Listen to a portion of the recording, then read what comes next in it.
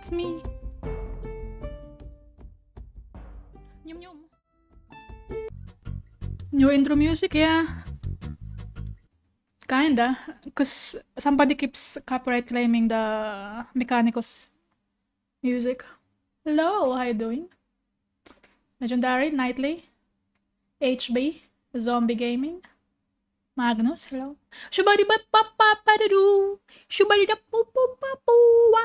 Para poo pa poo pa poo. Okay. There's a new music in my head right now. Legendary sent me the shubari boo pop shubari boo. Shubari boo poo poo pa poo. Shubari boo poo poo pa poo wa. Poo wa poo wa pa pa pa poo. Shubari boo pop shubari boo. Poo poo poo poo poo. Okay. YouTube copywriting everything? Yeah. Hello, Yuri. How you doing? Shubari boo pop, shubari boo, shubari boo pop, shubari boo pop, pera pa boo pop boo pop boo, shubari boo pop, shubari boo. You don't know what I'm talking about? Well, you'll see. Let's see. What is this? Song by The Minute Hour, animation by Drew Langlois. Shubari-boo, bop, shubari-boo, shubari-boo, boo, boo, boo, boo. I will share with you the shubari-boo, bop, shubari-boo. Okay. Let's go. Shubadi-boo, bop, shubadi-doo, bop, shubadi-doo, bop, shubadi-doo, bop, shubadi-doo, bop, bop, bop, bop. Do do do do do do do do. Oh my god, it's amazing! Look at that! Ooh! Look at that animation! It's amazing! I don't know what it means. What does it mean? I don't know.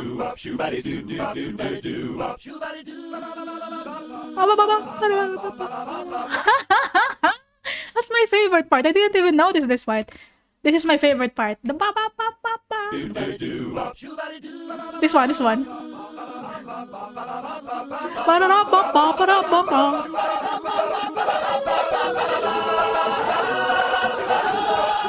Oh my god, it's amazing!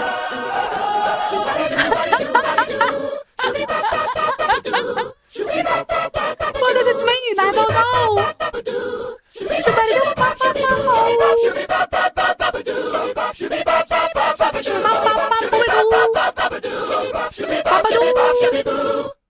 Shooby bop, shooby bop, shooby boo. Shooby bop bop bop, shooby doo. Shooby bop bop bop, boo boo. Shooby bop bop bop bop, boo. That's my reaction to that video. It's very nice. Shubari bop bop bop bop boo. Shubari bop bop shubari boo. Shubari bop bop bop bop boo. Amazing. Beautiful. Thank you for sending me this legendary. It's beautiful. Bop bop bop bop boo. Shubida bop bop bop bop boo. What did I just watch? I don't know. I don't even know what the reference is for this animation. It's art. That's what you watch. Baptism by Headbutt. And I don't understand why one of them is kinda ghoul-like. He has veins popping out, but the others seem like normal people. Well, there's also this guy. I don't know what this means. They're summoning someone by doing baptism and singing shubida bop bop bop da-da-doo, shubida bop bop bop boop boo. I also like that part where they do that shubida bop bop boop boop boo. The bop part hits right when he headbutts someone. Oh, the bop shubada-doo bop shubada-doo. Look at that. The bop is like bop. Yay! Beautiful. Shubada bop bop bop bop boo. Beautiful, beautiful. I love it. It's art. Somebody explain this to me in the comments, because I don't know what I'm watching. Oh, look at that. First react right away. We are done with the first reaction. Shubidi bop bop bop doo. Shubadi bop bop bop bop boo. Shubadi bop bop bop bop boo. I hope they don't copyright claim me. We'll find out. Who knows, man? It's a fun meme anyway. Shubidi bop bop bop bop boo. Shubadi bop bop shubadi boo. Shubadi bop. Shubadi boo bop boo bop boo. Shubadi boo bop boo ba. Oh no, it's stuck to my head. Originally posted on the Minute Art channels and later the animation was released in Drew Langlois' channel. I don't know what it is. Shubari boo bop shubari boo. Dubari bop bop bop bop boo. Bop bop bop boo. The Minute Hour.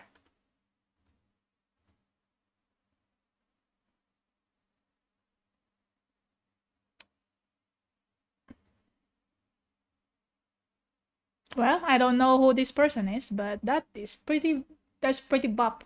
That music is pretty shubiri bop bop bop shubiri boo. You know what I mean? Shubiri bop bop bop shubiri boo. Oh my god, that's amazing. It's stuck into my head. That's how you know a meme is good. Or a song is good, actually. If it sticks to your head. Legendary, you should send it in the server. In the music. Or maybe meme. I don't know, man. It's a meme, I guess. Send it in the server. Tag everyone. No, actually, don't tag everyone. It's pretty nice. Okay, what are we watching? I'm interested in this one. Ross draw situation. I have seen another YouTuber tackle this topic. I didn't really watch the video because I was like, are they just accusing Rostros or something? I don't know, I didn't believe it. I thought it was like a... The first time I saw someone talk about this on YouTube, I didn't watch the video. I was just assuming that they're talking shit about Rostros. Because he's like kind of a big figure in digital art. And I remember I also have his brushes and he's like a little bit of tutorial. I remember downloading brushes from him. And apparently it's fake. I don't know. Since I didn't watch the previous videos, all I could surmise was the things based on the thumbnail. And yeah, we're gonna find out what is actually going on. Since I like Samda's art, I'm gonna watch him. I'm very biased. I don't believe other people, but I believe Samda's art. I don't know, man. We'll see. Is this the guy that Jazza made a video about some time ago, or is that another person? I actually don't know. I don't watch Jazza. I watch Samda's arts though. I watch him. Don't believe this. I'm just not subscribed, but I watch him. Okay, let's see what this is. What's up, guys? Welcome back. Hello, Please what's buckle up? up. This is going to be a crazy video. Here's the Why is it? situation. So Ross Draws, who happened to be one of my biggest inspirations when I first Yeah, started yeah. out, is now getting canceled for using AI in his work. Yeah. He's one of the biggest artists in the industry, in the art field. A lot of people are inspired by him. I used to look up to you as a young artist years ago. I'm so disappointed using AI. Oh wait, there's another person who was using AI. But he's still doing videos, I think. He still continues doing videos. What is his name? Oh god, I don't remember who it is. An artist who uses AI in his art. Ergo Josh, I think. He admitted that he uses AI. I think it's him. Hold on, let me Google. Is that him? Ergo Josh.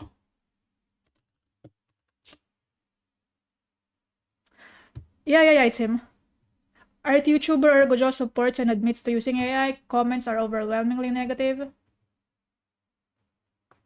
Doubles down and plans to release an AI tutorial. There it is. I know he still makes videos.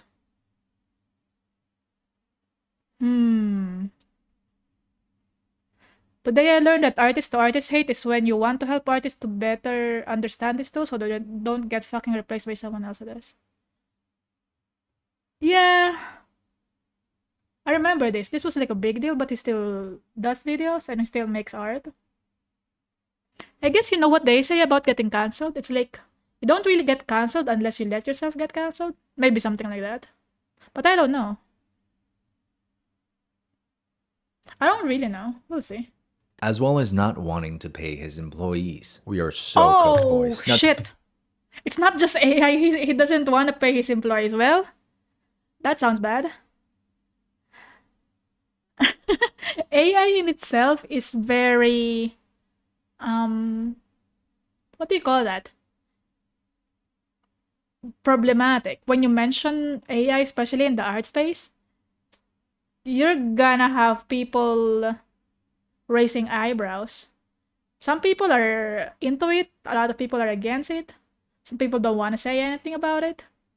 But the fact that he also doesn't pay his employees, actually it's not a fact yet. I don't know. The thing that people say that he doesn't allegedly allegations, there you go. He's being alleged that he doesn't pay his employees. That's bad.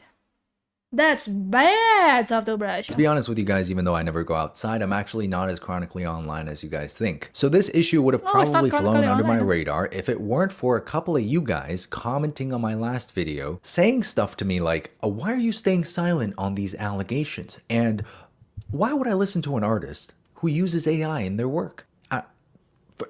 Oh, First of all, that's offensive. Second of all, what did I do? What? Bro, can you imagine how confused I was? He's So I thought, catching okay, bullets you up. guys must have Oh, got no. the wrong guy. And you did. Turns out it wasn't about me. It was about Ross. And apparently in 2025, we still can't tell Asians apart. I mean, bro, be for real. Do we Oh, they thought Sam is Ross. Do they look the same? Be careful what you say if they look the same. Do all Asians look the same? Uh-oh. Uh-oh. He may have dug his own grave if it's true about the salary. Yeah, that's really bad. That sounds illegal if he's not paying his salary. As a nation, that's only one person? Nah, it's not. They have different shaped heads. This guy has like more square head and this one has like more oblong head. Why is this guy in two images? No, no, no, no, no, no. No, you don't understand. They're different, look okay? alike? We're not even the same breed of Asian. Anyway, so thanks to my newfound Not the haters, I same found out breed about of this issue Asian. and I decided to do some digging because I'm nosy. So I just followed Yeah, the let's be scent of nosy. the tea. And here we are. Give Now me in the this tea. video, I want to address the two main issues, which number one is AI usage. Number two is not paying somebody who works for you. If you guys have been following me for any amount of time, you probably would have heard me say at some point that Ross was one of my biggest inspirations and one of my art heroes at the very start of my YouTube/social media journey. Yes, yes, He yes. inspired me and showed me the possibility not only of art, but also of the career path that you could take in art. His energy was contagious and I loved seeing another Asian dude just being on the top of his game. I was like, that could be me. Today, I would consider myself and Ross to be acquaintances. We don't talk, but we do That know could each be other. me. And the one time that we did actually interact Oh, was at there they Lightbox are. Expo 2022. I know these people. I watch them. Oh, well, actually, I don't really watch Ross Doors that much. I mostly watch Sam Does Art and for a time Ethan Becker. These two people are the people I watch the most. And before I learn about them through Bobby Chu, who started this Lightbox Expo thing. Oh, yeah, yeah. I remember. That's how I got his brushes. I got Ross brushes because of a Lightbox Expo. There's like a free thingy, free digital goodies that they gave away during like the pandemic, and one of the digital goodies is an art of him, like a PSD file and brush set. I remember that. Ah. We had some great conversations that weekend. Yes, yes, We yes. ran a panel together, which was a fantastic time. He even took Ethan Becker, ergo Josh, a couple of his employees, as well as myself, out to dinner afterwards, all of which he paid for because we were guests in his city. And at one point, Hello, I remember I Vicious tried to buy Satire. Hello, something hello. from his store Hello, from Mark one of Knife. his employees, and bro just like spawns in out of nowhere and just refuses my money. So my personal experience with Ross is he's a very kind person, and he has been nothing but kind to That's me. the Throughout all impression, of my yeah. interactions with him, I've had no reason to think That otherwise. face. I really like the guy from the time that we spent together, and I mean it when I say that. I wish him all the best, and I don't have any bad blood towards him. I guess that's how it is, huh? With like things like this, with situations, drama, quote unquote. I don't know. Because usually people form opinions based on their interactions with that person, right? It's not really about what other people say. I mean, that's how I form opinion about other people, at least. I usually base it on my interaction with them, or like if I sense a bad vibe with someone. Yeah, that's how it is. But most of the time, I base it on if I interacted with them, or if I didn't interact with them, I guess I don't have an opinion about them. Or like most of the time, since this is a React channel, you may not know that this is a React channel. I like to snoop around other people's business. We like drama here. Or do we? Do we like drama? I guess so. I like drama. I like drama until it comes knocking at my door and I'm the one getting involved in drama. Uh-oh, we'll find out what happens if I actually get involved in drama. I'm gonna make a video out of it if that happens. Anyway, that's what I was thinking about, like, opinions about people. Similar to what he says, it's like, if the person is nice in your interaction, it's like, you don't really think too much about it. And sometimes you're not aware of what happens outside of that interaction because you don't know everything about everything that happens in the internet. You know? In a similar vein, I don't know everything that happens in the streamer world or the Vtuber world. I don't know. I don't know who's getting canceled today. I don't know what's the new Vtuber drama. I mean, sometimes I know. When I'm feeling like I wanna snoop into other people's business, when I'm bored, I have so much time in my hands, I look into VTuber drama and streamer drama. But in general, I don't really know much. So, yeah, I get it. He has been a huge inspiration to not only myself, but a lot of other art babies in the community, which is why we gotta address the issues that we're gonna address today. Now, here's a quick summary of the situation. So there's a guy named Fen who used to work for Ross. Fen helped Ross at conventions, and they sort of seemed like they were friends because Ross would always go to Fen for advice. And Fen recently came out with a 20-page Google Doc expose on Google Ross and documentary. the problematic things that he thinks Ross does. So obviously, anytime you take dirty laundry onto the internet, it gets messy. As you would expect, this basically started a whole hate campaign against Ross. When you take out the dirty laundry into the internet, people burn it and start a big fire. You're disgusting. Ross get into NFTs. People get rightfully mad. Ross uploads coming out videos so people feel pity for him. Oh, did he also get into NFTs? I didn't even know that. Now Ross exploits people and his so beloved dog. He exploited his dog! Someone commented that. It must be true. It's on the internet. It must be true. People get rightfully mad. Ross says he adopted a cat, so people go, oh, be for real. You should be ashamed to call yourself an artist. Poor cat, I hope you don't mistreat it too. Yeah. What prompt did you use to look up to this guy? Can pay for a cat but can't pay employees. Oh, shit!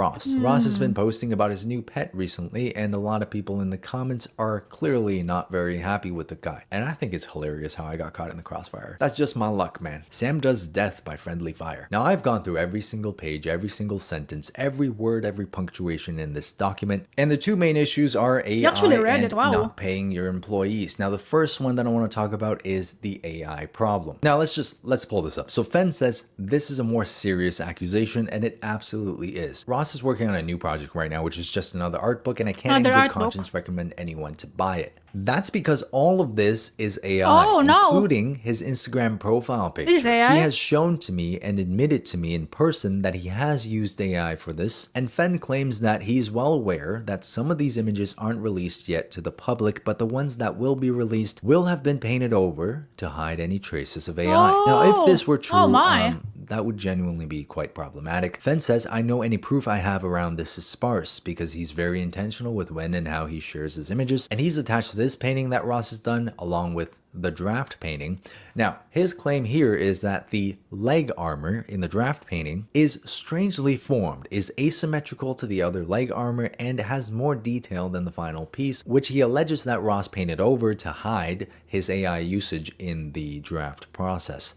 Wait, so all of this is based on one person's words? All of this relies on his employee. Previous employee? His employee? So it's like everything is under the assumption that it's actually telling the truth.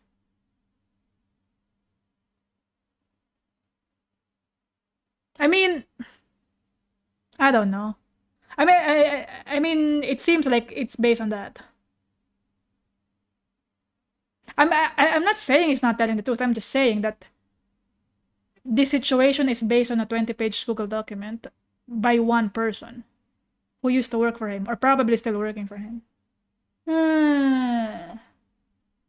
Cats are actually free. Just pick one from the ground. That's true. Now, obviously, just by looking at these pieces, we cannot definitively claim that these are made by I can't AI. really say. We've gotten to a point where Can't say. there's simply no way to tell. So some of these images don't actually set off my AI radar, but one that really does is this picture of the boy, like how the sweater kind of curves in and cuts into the silhouette of the shorts, even though it's supposed to be behind the shorts. That's true. Or it could be he just didn't erase this part. Maybe this is on top. The layers on top. The jacket layer could be on top. That's why it's like that. But I can't say. Although this line is weird. If it's shorts, why is this not continuing to that? It's not a solid. I don't know.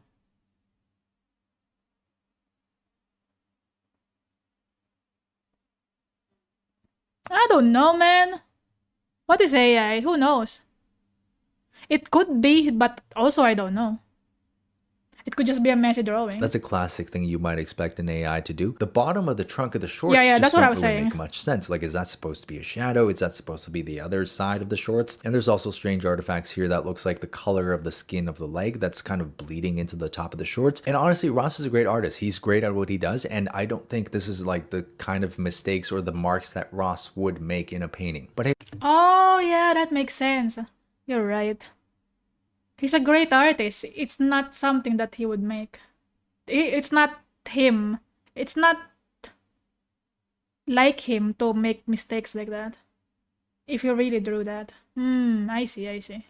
again, just like the rest of you guys, I have no way to know for sure. Now, what we do know Yeah, is yeah. Ross has made a statement on this topic addressing his AI usage. I'm going to link that down below along with the Google Doc. Ross says, out of the 600 plus published pieces of art I've created over the past 16 years, 5 have had some AI influence. I now recognize that I should have been more 5 of thoughtful them. and aware of the broader conversations around the subject. He then goes on to say, for my most recent book project, I briefly explored AI in the concept phase, but I made the clear decision to remove it to ensure the final work is entirely my own. This book is a reflection of my artistic vision, and I want to reassure you there is no AI in it. Now, you know what? I'll take his word for it. So obviously that statement is going to lend some credibility to what Fen had to say about the AI usage issue. Yeah. It's his word against Ross. So it's like, who do you trust more? Something like that. I mean, I don't know. I don't even know these people personally, obviously. I've never interacted with them. Everything relies on their words. Because how do you know? How do you know it's gonna be AI? Oh my god, I don't know. I don't know, dude. Hello, Chip. Hello, Heart Biter. Naga or Nyooming, it's fine. Either way, it's fine. How you doing? Now, here are my thoughts on this. You guys by now probably know how I feel about AI, and just in case you don't, let me put it real clear and concise for you. I don't with it. Now, you guys may believe what you will, but for me, I think generative AI is the epitome of the devaluation of art, of trying to cut costs, trying to cut human labor, trying to cut money that goes to artists, and it really just cheapens art and sees it as a means to an end as opposed to an entire creative process and human expression. The way that it's going right now, I really don't believe that it's technology that's here to help the everyday artist. It's actually gearing itself towards helping people who already have a lot of money keep more of their money instead of having to pay that money to hardworking artists. It's like the most dystopian take on art. And now, having heard all of that, you guys probably think I'm all for canceling AI art and just banishing anybody who uses it from the art community, but I'm actually not for that. I actually really don't believe that we should cancel people and belittle them for using AI as a part of their process. Now, in this specific case with Ross, I feel like Ross not disclosing his use of AI in some of his work is a huge mistake. Let me see. Can we resume on deleting the mid-journey stuff? Can we make a goal to get through it by a certain date? Maybe a month. I'm at 24k. I think we can delete like around 3 to 3.6k an hour. Maybe you can put on a show and delete stuff from time to time. Ooh! Oh no! In 2024. Trying to cover his tracks. Maybe? Is a huge mistake. I think we can all agree that transparency is very important on this topic. Like, yeah, personally, I will be disappointed if I find out you use AI in your work process and it's not something that I agree with. But guess what's going to disappoint me even more? finding out that you used it and actually tried to hide it. And Oh shit, he's been paying for it. I've been paying for Midjourney for like a year-ish to generate ideas. I think one of these days we'll save the generations in a reference folder and then delete them from the Discord app in case my Discord gets hacked. Trying to save another public meltdown. Lol. There might be some truth to what Phoenix was saying. Ross is hiding. He's just hiding. Uh-oh. He said he only used AI on 5 out of 600 art pieces. And now he's like, yeah, I pay for Midjourney, but delete all the pictures, okay? Trying to save another public meltdown. Hello, Keda. I wanna draw, but I know it's gonna be bad. So, the first step to succeeding is to suck at something. Before you get good, you're bad. That's how it is. Unless you're a genius or something. I don't know, man. If you like drawing, it doesn't matter if it's bad or good. And if you're not trying to please anyone. I mean, if you're trying to please people, you just gotta be honest with it. If you wanna try to please people and make them like what you draw, that's another conversation. But if you just wanna draw for yourself, or you just wanna try it out, I don't think it wouldn't matter as much. It wouldn't matter as much if it's bad for now. Just continue drawing, and eventually you will see improvement. Fell down and have to learn the basics? Like perspective and 3D stuff? Yeah. You can try it. I mean, I also am trying to learn fundamentals as well because I don't know how to anatomy. I'm actually not really good at anatomy, obviously. Trying to learn a little bit.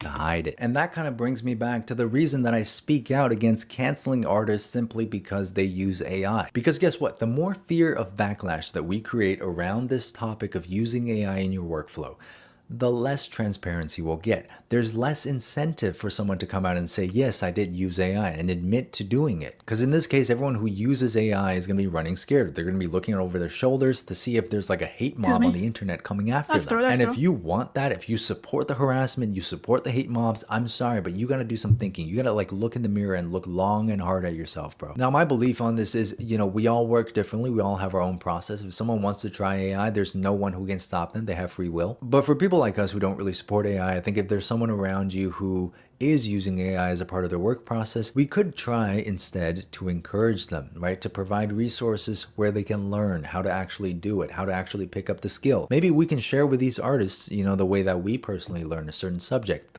Oh, that's true. That's true. Why you hate when you can teach people how to do stuff? If you really want artists to draw, if you want people to learn how to draw, it's a bad idea to shame them for doing what they do. Instead, you gotta point them to the direction where it's right. You point them to the right direction instead of just telling them, well, it's just bad. Stop doing that. It's like you're not giving people options to do stuff. You're just telling them that it's bad. I mean, it really works wonders on Twitter. Or like any social media thingy. All the hate and all the fear mongering, it works a lot with the views, with the numbers, with the likes. And it's easier to just hate, yeah? It's just easier to cancel people instead of helping them. Yeah. I get it. I get it.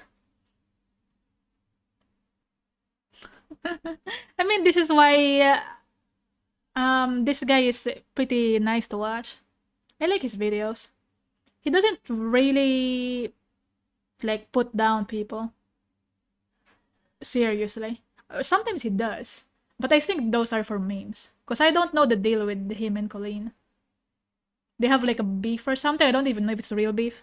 Probably not. Who knows? The things that we found difficult and the things to look out for. Give them some access to resources, guide them a little bit, encourage instead of intimidate. My fear is I feel like a lot of people might turn to AI because they feel incompetent. They feel like their skill is not up to par. They lack the confidence to make what they want to make. They might fall into the trap of thinking AI is going to generate cooler ideas than I can ever do, and it's going to make more art even faster. So I really fear that some people might be using it out of a lack of confidence in themselves and their ability to learn this skill, which is why, again, I say to encourage people, to help people. Another problem that I see is that a lot of younger people are growing up with this brain rot of instant gratification all around them. And guess what AI provides? Instant gratification. You can't draw this thing, well, you don't have to spend years to learn it. Just generate an image, it's gonna look perfect. And I, for one, as somebody who loves making art, who loves learning about art, I don't want young artists, little art babies, to come out and just fall into this trap of instant gratification instead of finding the joy in putting in the work, learning the skill, suffering a little bit through the process.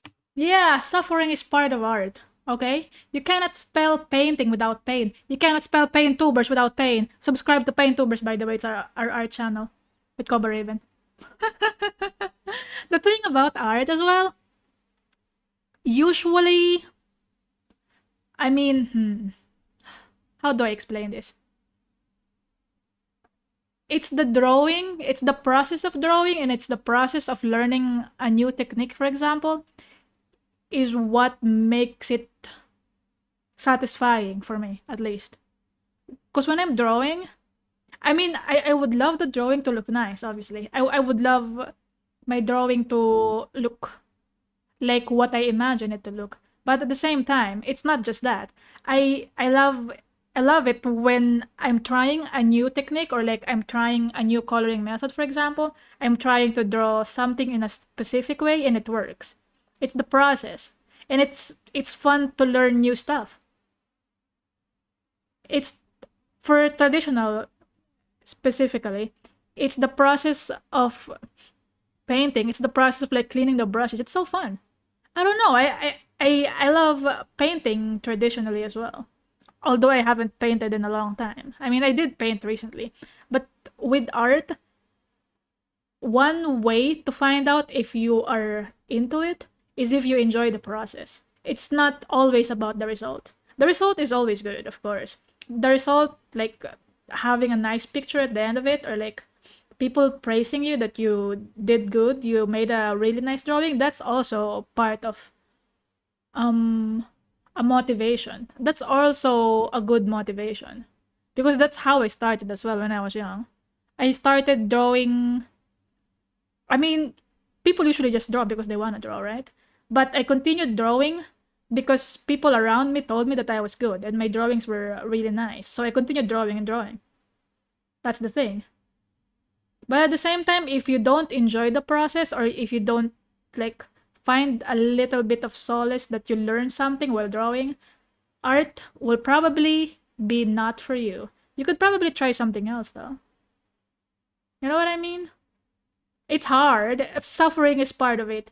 And if you think suffering is not part of it, you're not the real artist. You gotta suffer. It's important. Praise does help. Praise helps a lot. That's true. That's true. Is that a worm, or are you just happy to see me? Yes. But getting that delayed gratification and knowing what it feels like to have a passion for something. Again, that's why I say instead of using fear campaigns and harassment, instead of trying to alienate people, let's bring them in. Let's encourage people and help people out, okay? Now, in Ross's case, obviously Ross is not an incompetent artist. He is anything but a young, budding, new art baby. But here's the thing, okay? And take my word with a grain of salt, because I'm not here to speak for Ross. But I think in this case, you know, the most likely scenario is that Ross has just no ability to cope with the amount of workload that has to go into this art book. And being somebody who's very high achieving, he probably wants, you know, incredibly beautiful finished pieces all throughout the book, and he wants to finish it within a certain time frame. And perhaps in that scenario, you set impossible standards for yourself in your head that you just cannot meet. And within that mindset, under those circumstances, I can see why somebody like him would turn to AI. And of course, that's not to say it's right, and this is definitely not something you should be hiding. Ross, as somebody who has been a fan of your work and has found inspiration in your work for a very long long time. I think I can speak for a lot of your audience when I say that we would rather see a 2-minute rough sketch that's loose, that's expressive, than a beautiful, fleshed out, fully finished, and perfect looking AI paint over. Because Oh, that's true. That's true. Maybe he's being ambitious about stuff. He wants the polished look all the time. That's why he's using AI. But it's not about making a finished, polished art.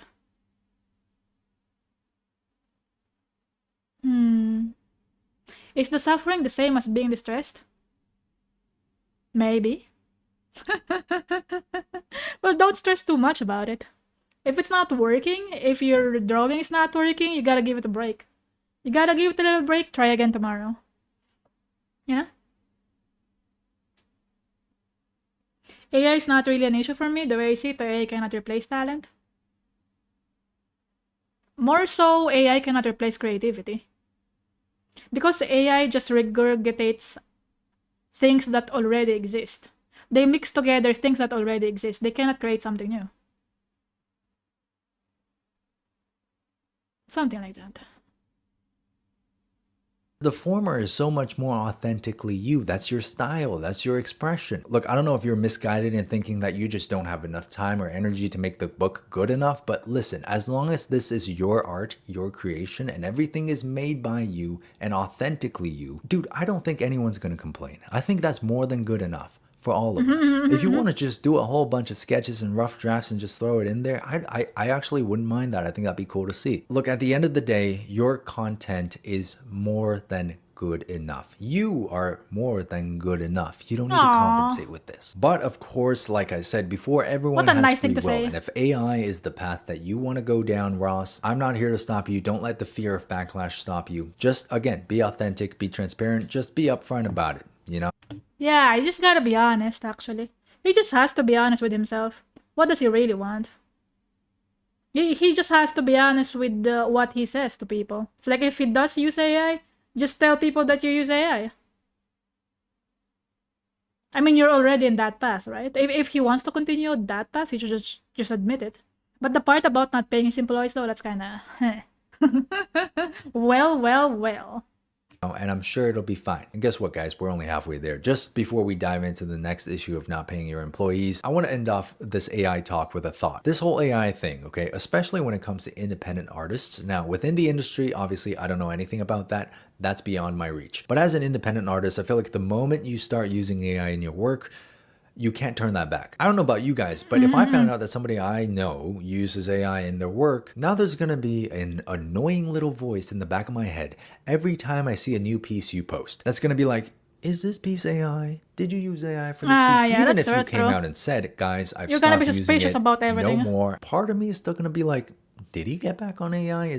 Why does that look kind of... So that's an annoying psychological effect. Just something to be aware of. Now let's talk about free labor. Obviously, I was not on the side of Free people labor! harassing and dogpiling Ross for the use of AI. I don't support that, but this one's kind of hard to defend. Just brace yourselves because this is going to be a hard read. So I thought you were volunteering at LBX, which is the main reason why I'm bringing you. Were you expecting compensation? I had some volunteers come up. I was just curious. I'm happy to volunteer. I just had the thought and wanted to be sure. Okay. Ross says, yo, so Redacted messaged me. I thought you were volunteering at Lightbox, which is the main reason why I'm bringing you. Were you expecting compensation for this one? Sorry for miscommunication. I had some volunteers come up. So in this case, Fen says no, he was not expecting compensation. And that was that. Fen says Ross doesn't like to pay people. He will do his best to get volunteers, but if you bring a payment, he's very quick to take it away. He says that he did agree to volunteer for this and had only brought it up in this case because he found out other people have been paid and were getting paid or had their flights reimbursed. And Fen suspects that Ross knows people want to get close to him and will take advantage of that. Now that's obviously subjective. There's no direct proof for it, but again, these screenshots do not make for easy reading. In this second one, Fen seems to be a little bit more fed up with the volunteering thing, and he says, will you house me again? And will you buy my plane ticket? So he's trying to get Ross to reimburse his flight, which I think is more than reasonable. And this reply really just rubs me the wrong way. He says, well, well, then I can just pay someone here. In this last screenshot, essentially Ross is asking Fen to stay for the entire month of July, and when payment comes up, Ross says you get a whole July vacation. Fen says his rent and utilities is $830, and I feel like if you're gonna keep somebody for a whole month and 2 conventions, that's more than reasonable to ask for. So personally, I'm very dumbfounded by this because I feel like with the amount of money you're able to make at some of these conventions, you should be able to more than comfortably afford to pay at least minimum wage for every single employee who's there. And if Damn. He just says LMFAO, lemao to him when he brought up that. Making someone stay for the whole month and making them fly over.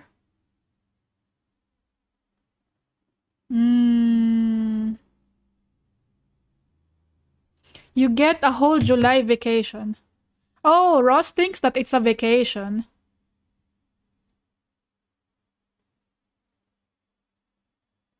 Damn. That sucks. You gotta stay for a month without getting paid.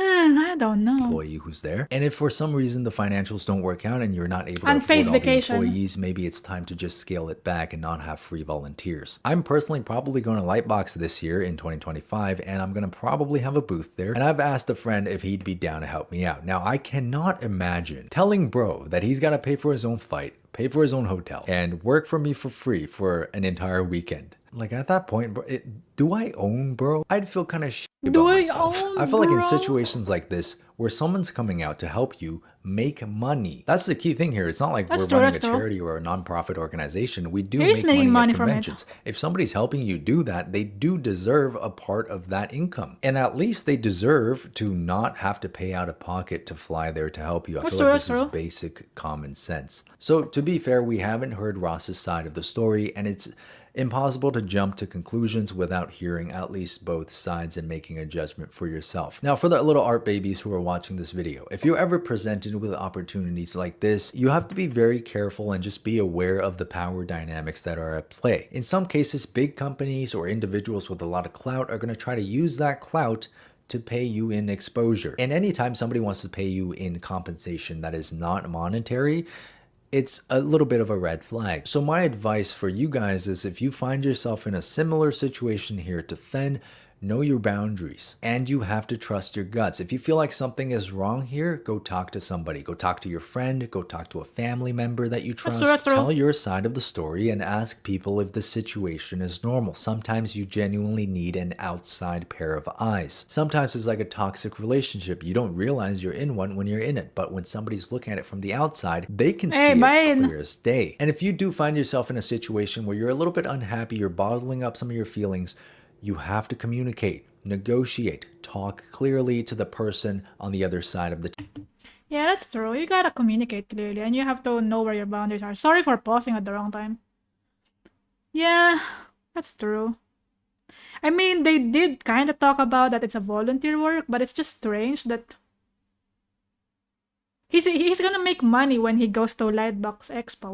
Why can he not pay for the ticket? Or like for the hotel? At least pay for the accommodations. Pay for the commute and the accommodations. And food. I guess he just wants to save money. He wants all the money. If the other party is negotiating with you in good faith, they should be willing to hear you out and potentially meet you halfway. But if you find yourself in a situation where they're threatening to take the opportunity away from you and say that they have other people who are willing to do it for free, get out of that situation. Huge red flag. And if you've ever lost any opportunities because of that, don't feel bad about it, because you might have just dodged a bullet, and you might have just dodged a whole mess of a Google Doc like this. This whole situation does not reflect well, not only on Ross, but also on Fen. Both parties look terrible here. You guys do not want to find yourself in a situation like this. Now, what I think is problematic, obviously, number one is Ross not wanting to pay people, but the second thing is Fen seems to be communicating to Ross about his need for compensation in a way that comes off as a joke. But this stuff is not a joke, and you shouldn't be like that. Even if you're talking to your friend, you shouldn't be mentioning it as a joke. I've worked with some of my friends on projects before, and the one thing that you have to do is outline payment splits and outline each other's expectations. And then Yeah. You have to talk about it right away. You have to talk about the money issue right away. If you can actually pay someone, or if you can, or if you cannot pay them. You know what I mean? Because this is gonna come up eventually. Even if, like, for example, it's just a project, for example, if it's a passion project, and you probably are not sure, if you're not sure if you're not gonna earn anything from it, if you bring someone else into the project, you have to make it clear to them right at the start that if we ever get paid, this is what's gonna happen. Something like that. I mean, that's how it is for us with Painttubers, because I do another channel called Painttubers. I do it with Koba. Obviously, we're not monetized in that channel, but we already talked about, like, how is it gonna happen if we actually get monetized. You gotta talk about it right away, because it's gonna come up eventually. Because people don't like working for free. If they don't, especially if they don't really like the stuff that they're doing. I mean, if they like the stuff that they're doing, they probably are willing to work for it for free for some time. But eventually, if it's like getting profitable and they're not seeing any of those, it's like, why are they there? They're gonna start to question, like, is this a waste of my time? Getting paid in exposure, that kind of sucks. Getting paid in exposure. Exposure cannot feed you. Exposure cannot buy you the new game. Exposure cannot buy you the new Assassin's Creed game. That's the sad part. See? Let me use your work, you get exposure. Yeah. And after that, you can start talking shit. You can start joking. But I will say, to Fenix's defense in this situation, Ross is definitely in a higher position of power. So Fen might have felt like some sort of genuine fear that he was going to get dropped and that he was going to lose out on the opportunity of his lifetime, which could explain why he's much more careful with his words and he doesn't push things too far. But still, you shouldn't do that. Even if you're in a lower position of power, know your own boundaries and trust your guts. And communicate. You gotta communicate. There's something you need. Say it. The other party's not going to know it until you communicate clearly. And that goes both ways. Clearly, Ross also needs to communicate that there are some roles that are volunteer only and are unpaid. Or again, just be transparent, just be honest and outline your budget. Show Fen your budget and just say, I cannot afford any more paid workers. Brother, all these Google Docs could have been worked out in the DMs. Would have saved me some headache too. Now look at you guys. You got me. That's true. There's a lot of, like, situation, drama, quote unquote, that they could just solve in the DMs, but they gotta air it out in the internet. And now he's involved because people think it's him. Oh no. Wanna give a sincere apology to Sam Desart for mixing him up with the rendered anime girl artist continuously until very recently. On this. Ross, oh Phoenix. No.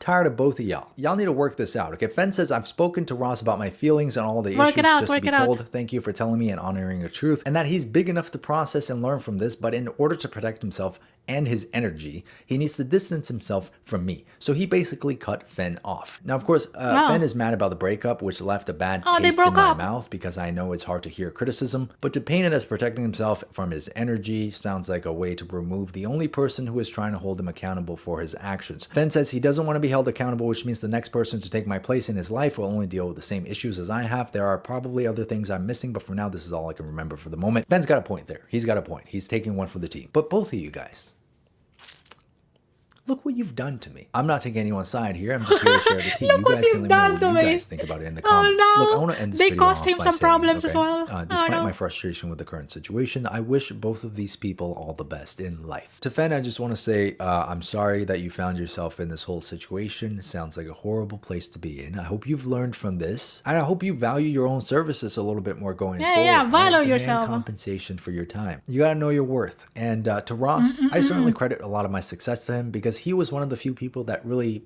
pushed me out of my comfort zone. You know, he made me realize what was possible in my own career. My sincerest hope is for Ross to have learned from this, to come back even stronger from this, and to get back to form and to continue to be a source of inspiration, not only for myself, but for other young artists in the community. Maybe he hasn't been mature enough to realize this in the past, and frankly, maturity doesn't always come with age. Sometimes it comes from events like this one that serves as a wake-up call in your life that you need to do better and you need to be a better version of yourself. So that's my hope for Ross, okay? Ross, whatever you decide to do going forward, whether you're gonna stick with AI or just get rid of AI, just do your own thing. Just be authentic, be transparent, be honest, and be don't true to ever yourself. stop trying to improve, not only as an artist, but also as a person. And I believe you can do it. I believe in you. This is a photo from Lightbox 2022. Ah, so that nice. we took together, and I still remember this What a like nice it guy. was yesterday. This was me meeting all of my art heroes, all the people Aw. whose videos I watched, whose art I loved before I became anything like what I am today. I mean, just look at that. As a creator, that's the impact that you have. You guys are the reason I'm there. You're here to set a good example, all right? So Ross, you're gonna come back from this. I believe in you. I hope we can continue to all be good examples nice video. for the next generation, so that they can eventually join us in a picture like this. That's it. Let me know what you guys think in the comments. Bye-bye. I thought he was gonna break the picture in front of the camera. Oh man. Sam, you're too nice. And it just What a nice guy. I mean, I guess it's not really about being nice. He's just being logical about the situation. And he looks up to Ross. He has looked up to Ross for a long time. It's gonna feel bad if you look up to somebody for a long time and they actually turn out to be shit. They do something shitty. You kind of wish that they don't and they come back stronger. That's true. Yeah. Ah, what a nice video. That was just so weird though, the Google document, the 20-page Google document. They should have communicated clearly about the payment, that's true. Communicate. Know your value, know your worth. And also, art is a passion. You gotta have that passion in you, that drive, and be honest. Be honest what you want to get from your art. What do you want to get? You just want to get pretty pictures? You want to improve your skills, techniques? You want clout? Well, only you could answer that. Yes. Yes! That's good. I don't want that game. Yeah. Exposure cannot pay for AC shadows. Oh no! That's not good. Okay, next video. I remember hearing about this. Okay. Do we watch another Shonehead? I actually already have videos lined up for today. This one, Set. I haven't watched Set in a bit, and this one. 2 Set videos, 1 Shonehead.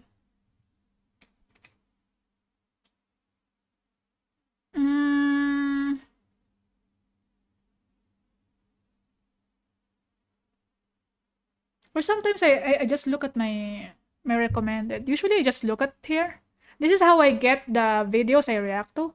I look at my recommended and I'm like, oh, that's interesting. Let me watch that.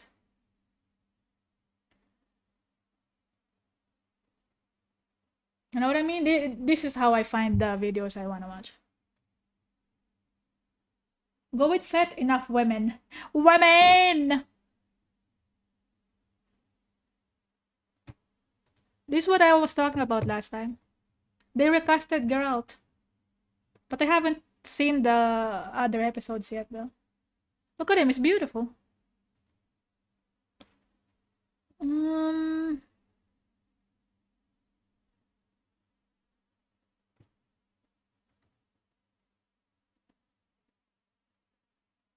Let me see. CGI picked here. This is such a good CGI. A lot of people are saying that you cannot top this. This beautiful tentacle man right here.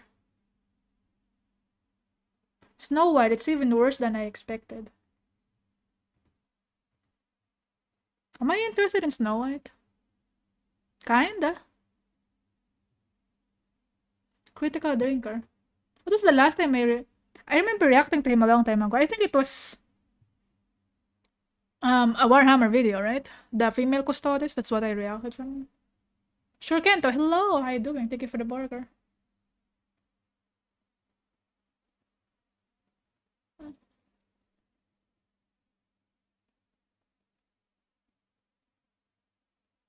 Yeah, continue to hold after all this year. The Custodes video?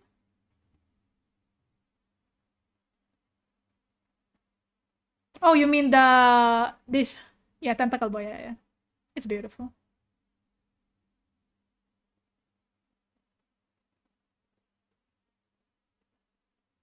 Mm, best irredeemable villain. Oh my god. Puss in Boots 2, it's so good. This guy is so funny. He is irredeemable, that's true. He's just evil because he's evil. He just wants to be bad. Bad to the bone.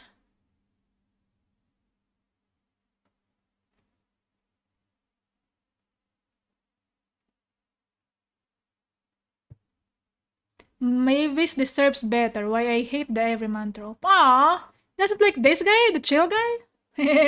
It's funny actually. The movie became funny because of the guy.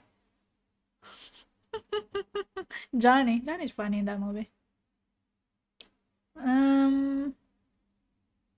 They ruined the game. Plants vs Zombies. Should I copy Asman ko that I also react to this? Who knows, maybe. I'll just copy every single. I'm just gonna react to every single video Asmongold reacts to. I'll just copy him. That's how you win. That's how you win in the react space. React to the same videos that he reacts to. He's the king of reacts. Wait, is there another big ass streamer that does react content aside from him? Let me see.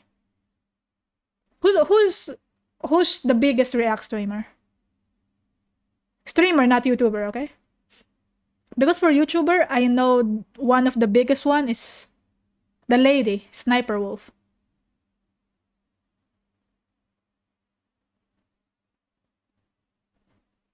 Yeah. And also another one that I watch, maybe you don't watch him, Cinnamon Toshken. I love him. He's so funny. He's so old. He has such an old take on everything. He's so tired of everything that's going on in life, and the videos are funny. I don't know.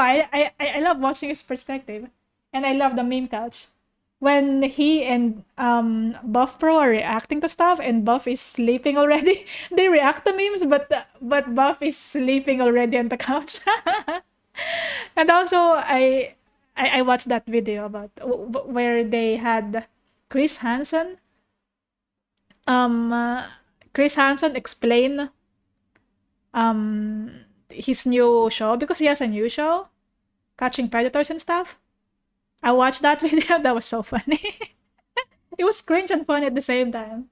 Because I mean the people in like To Catch a Predator are very cringe. I cannot watch those videos alone. I have to watch a react YouTuber with me. I have to have someone else cringe with me. Excuse me, oh yeah, excuse me, right. It's pay to win? Yeah, I'm just gonna copy Asmongold. It's a mobile game? Oh, you mean the game? Oh, right.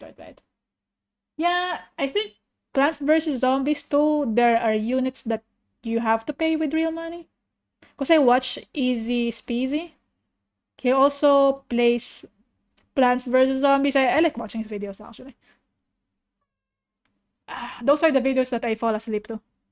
Easy Speezy videos about Plants vs. Zombies or like Angry Birds.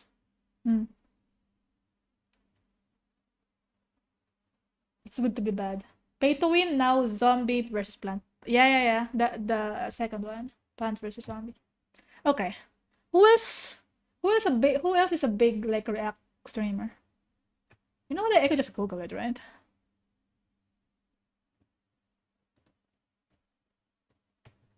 Biggest React streamers. React streamers. I'm just gonna copy what they do.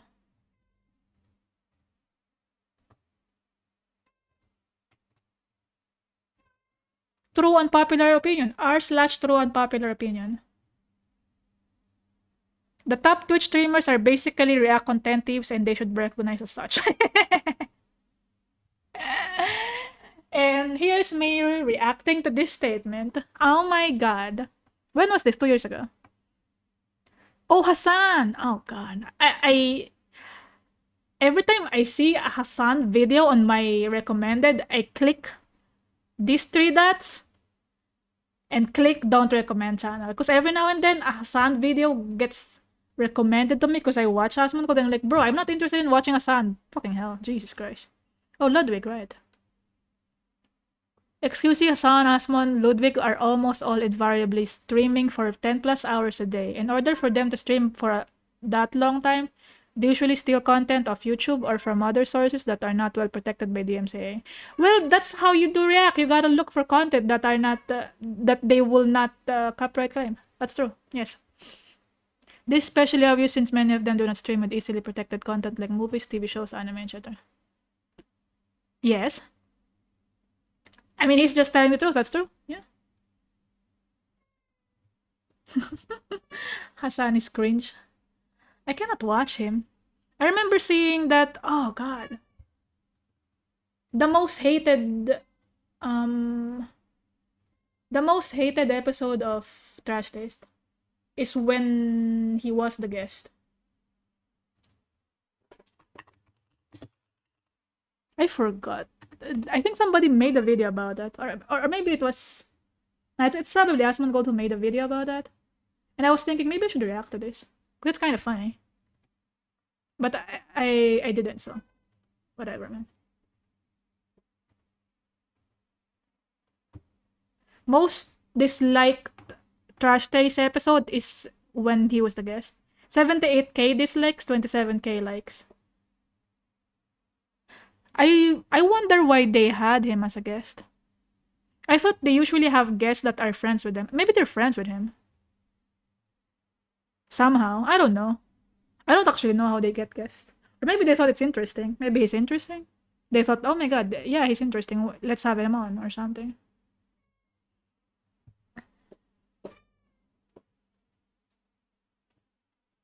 I get the wildest ads since I always choose to avoid target ads. What?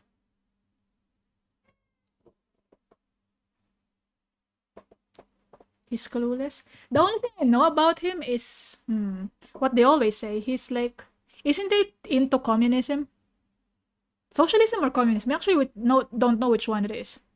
He's into that sort of idea, but he's a rich guy. So, and he has like luxury cars and stuff like that. So it's kind of weird, cause he has a luxurious lifestyle and he's into like those ideas. That means he's getting rich of capitalism. He's getting rich off of capitalism, but he kinda hates it. He also hates it. He says he hates it because he's into socialism and stuff. So it's like, huh. That doesn't make sense. I mean, I guess it does. I don't know. It does make sense. Capitalism rules the world. You gotta bow to capitalism if you want money. Bow to capitalism. I think they are beyond having OnlyFans as guests now. I guess so. Yeah.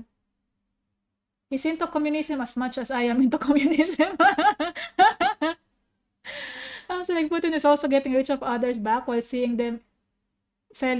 It's communism, right? It's weird.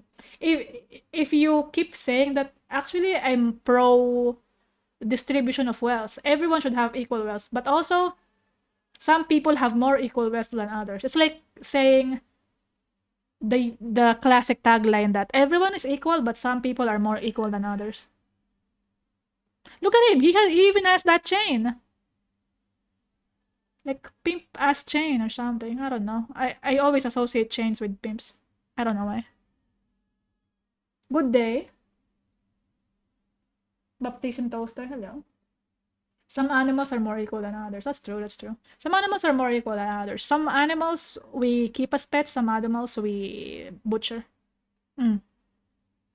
His excuse is that he has no choice. Right.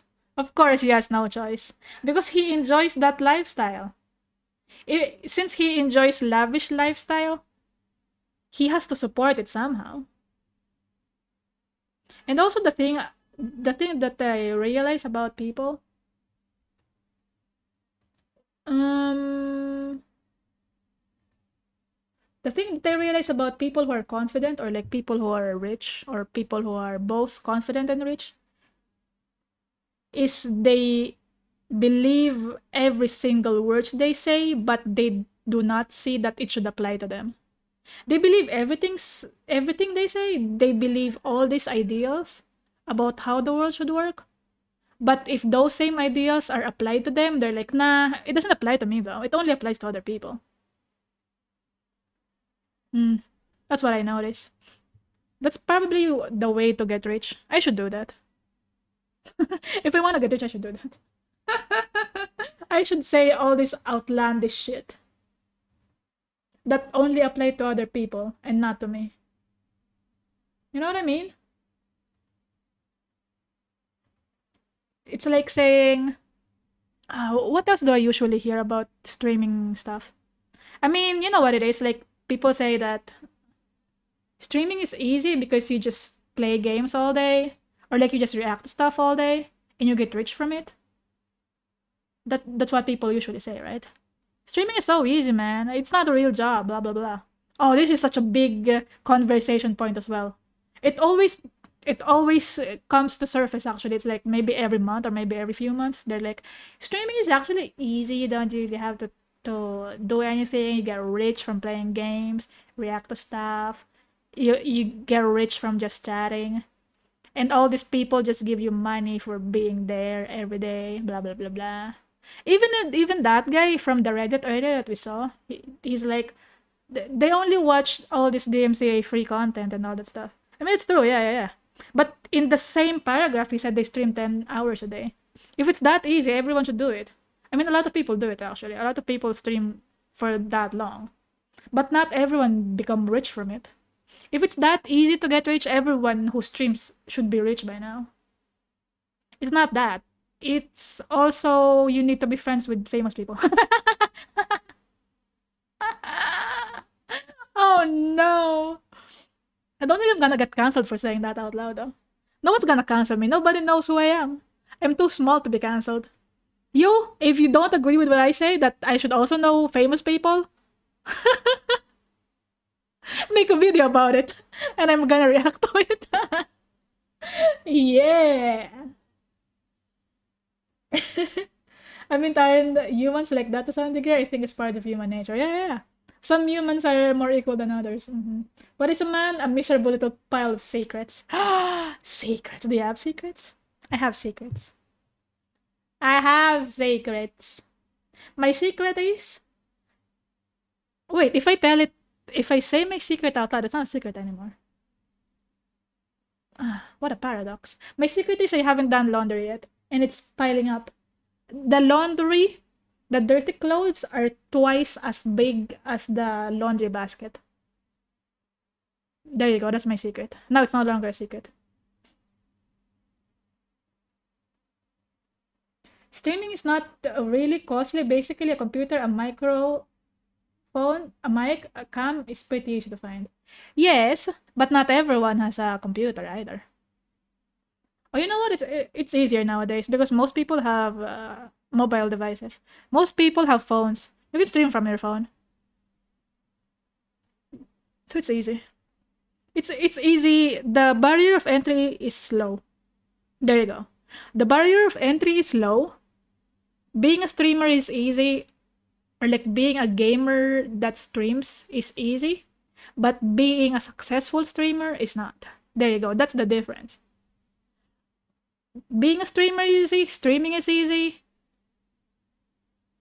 but it doesn't mean that you have good quality streams. It doesn't mean that you're actually entertaining, or it doesn't mean that you're actually earning from it. You know what I mean? It's easy to get into because there's so many free resources everywhere. You can just Google how to stream from your phone, for example, or from a computer or whatever. But earning from it, saying that like it's the easy way to become rich, is not really true. I haven't become rich yet. I've been streaming for more than 3 years. Cody, hello, welcome. How to stream from my cave? Yeah. You gotta Google that. I've seen reaction videos of a reaction video or a reaction video becoming more popular. True to the real problem is to be good to entertain people. Yeah, you gotta be entertaining, and that's the problem with streaming as well. This is what people do not realize. Making a video versus streaming, for example. First, with streaming, you have to be entertaining for more than at least 1 to 2 hours. You have to be entertaining for at least 1 to 2 hours or more. And what they usually say, like the people who give advice about content creation, is that it's good to stream for about like 4 to 5 hours every day, especially on Twitch. They say that if you want to grow on Twitch, you have to stream every day for like at least 5 hours. That's like the sweet spot. And imagine doing that. You have to be entertaining for 5 hours. I mean, I guess you don't really have to be entertaining for 5 hours, because if your goal is to make videos out of the stream, you only have to be entertaining for a few minutes of those hours, right? But if you wanna just stream and earn from streaming, you have to be entertaining for those hours, or at least keep the attention of a lot of people in order to actually earn good income. You have to be entertaining enough for people to loosen their wallet and subscribe to you. You know what I mean? They have to like you enough to subscribe to you. I mean, for Twitch, especially if you're a small streamer, you rely heavily on the subs. But if you're a big streamer, you earn from the ads on Twitch. That's the difference between YouTube and Twitch as well. For YouTube, I earn more from the ads than the membership, obviously. But for Twitch, I don't see my channel growing on Twitch anytime soon, actually. I do not see my Twitch channel growing to a point where it's gonna sustain me. Nah, no way. It's not happening. The only Twitch you'll grow after 5 hours is in your eye. Yes. There you go. I've been ranting. I didn't record all this rant. What's wrong with me? I mean, because I didn't really think about I'm gonna rant for so long. Do people like ranting? I feel like people, by people I mean you people who watch me. I feel like the feedback I get from all the yapping and the ranting is that people love it. But I don't know how to turn it into a video. The problem with it is I don't know how to make it a video with a nice title. It would be better if it's highly edited, maybe highly edited yapping. I mean, I could just try, right? I could just try to upload a video of this exact conversation we're having right now. I could just trim it out. It's like, okay, this is me yapping for at least 30 minutes about streaming, and started with this trash taste episode that I don't watch anyway. What do you mean, you people? You people right there on the other side of the screen. I don't mind. Thank you. And I appreciate it, actually. I appreciate that you love the yapping. Speaking Japanese. The Japanese. Oh. Maybe videos are affected by yapping? Yeah. Could be. Videos, I mean, it's weird to watch a video without It's weird to watch a video where the person in the video is not saying anything. Oh, this is another thing about streaming as well that people do not realize. Oh my god, I'm yapping so much. Holy shit. This is what people do not realize about streaming as well. Is sometimes people do not say anything. They just stream a game and they expect people to watch them even though they don't say anything. When you stream, usually people expect you to say something. Say something, streamer. Do something funny. I don't know, man. Describe what you're doing in game. But usually with like people who have just only started streaming, they just stream and never say anything for like 30 minutes or so. It's like, bro, how do you expect people to watch you if you're not saying anything? Especially if you're not good at the game you're playing. If you're good at the game you're playing, though, if you're really good at the game, it doesn't matter if you talk or not. You don't have to talk if you're really good at the game.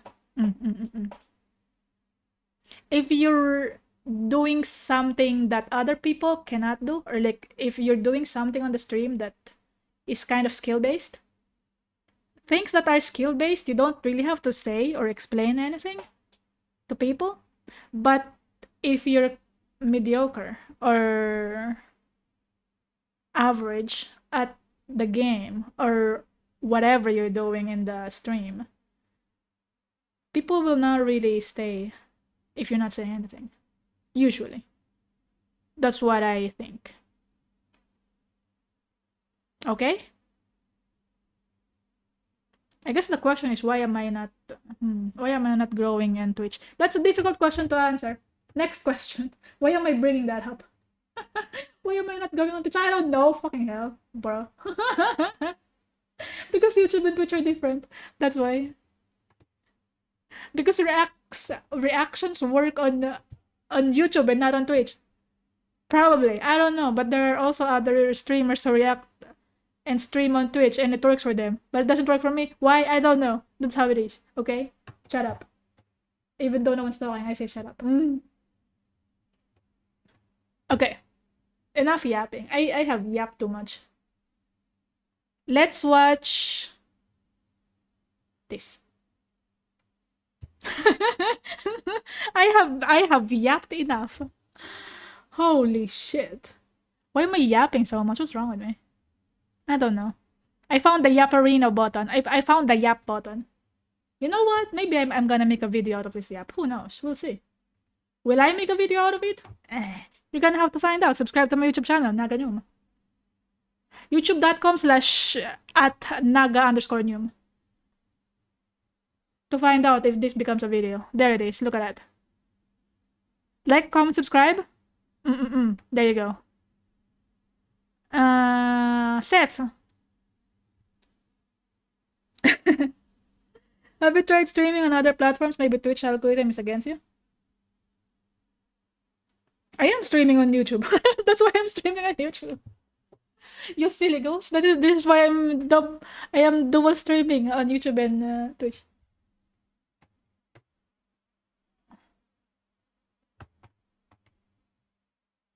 Seth, it's been a while since I've last seen that beautiful face. We are watching Prey 2017 Review Recycling Edition. MU. What does MU means? Who knows? Look at that face! Oof! Hey people. Hey people. Oh yes, here. I knew What's it. the most painful human experience? Look at that. Look at that! First few seconds of the video. Very impactful. Oh!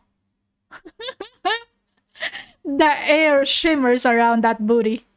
And that wind it generates. Full human experience. Many would say childbirth, but that only produces 48% of the pain of being an immersive sim fan. This is a cursed genre. Anyone who attempts it dies. Looking Glass, dead. Immersive Troika, sim. dead. Ion Storm, acquired. And Arcane is currently decomposing in a corporate Bethesda. merger. But before that, Microsoft. they put out a masterpiece. I know, this was news to me too. So why have I never heard of it? Immersion. Because of a name. That is Prey 2017. Wait, what's his name in Steam, sorry?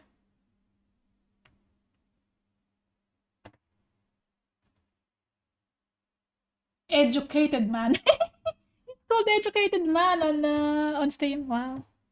That's beautiful.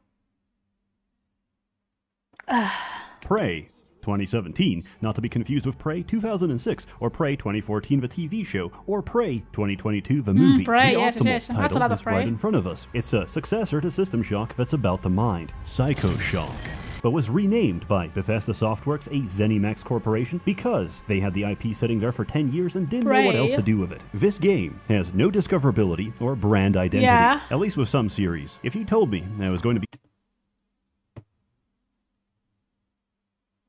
What am I looking at? What's this game? Why is his crotch so shiny? The lamp is directly shining on his crotch. Dude! He's so oily as well. God damn. You like the Prey game? Damn. Oh, what is this? What is this? This Skyrim? playing a stealth game where the objective is to blend in with a crowd. Medieval as the sex only dungeon. black man Oh, in Japan. shit. I would tell you, based on the stock price, I kind of expected that. Only black man in Japan. That sounds like AC Shadows. Oh, what is this? Oh, this is the ad. Oh shit, sorry. Ad for Helldivers? Ah, no, it's an ad for VPN. Sorry for Seth, skipping. it's hard to recommend something without explanation. This game is hard to Push the explain fat without man. spoilers, and there will be spoilers in about now. Wait, sorry. For pausing again, I've been pausing too much. What is Medieval Sex Dungeon? I wanna know. Can I show it on stream? Probably not, right?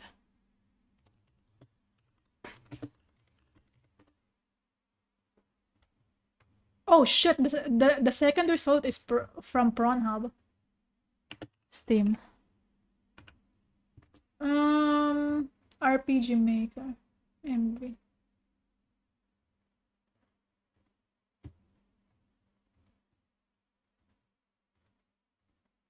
This looks different from the one in the video. I'm looking at the wrong thing, I think. Oh, it's Dragon's Dogma. I thought it's medieval. I believed you when you said that. Oh, this is just called Medieval Dungeons. Never mind.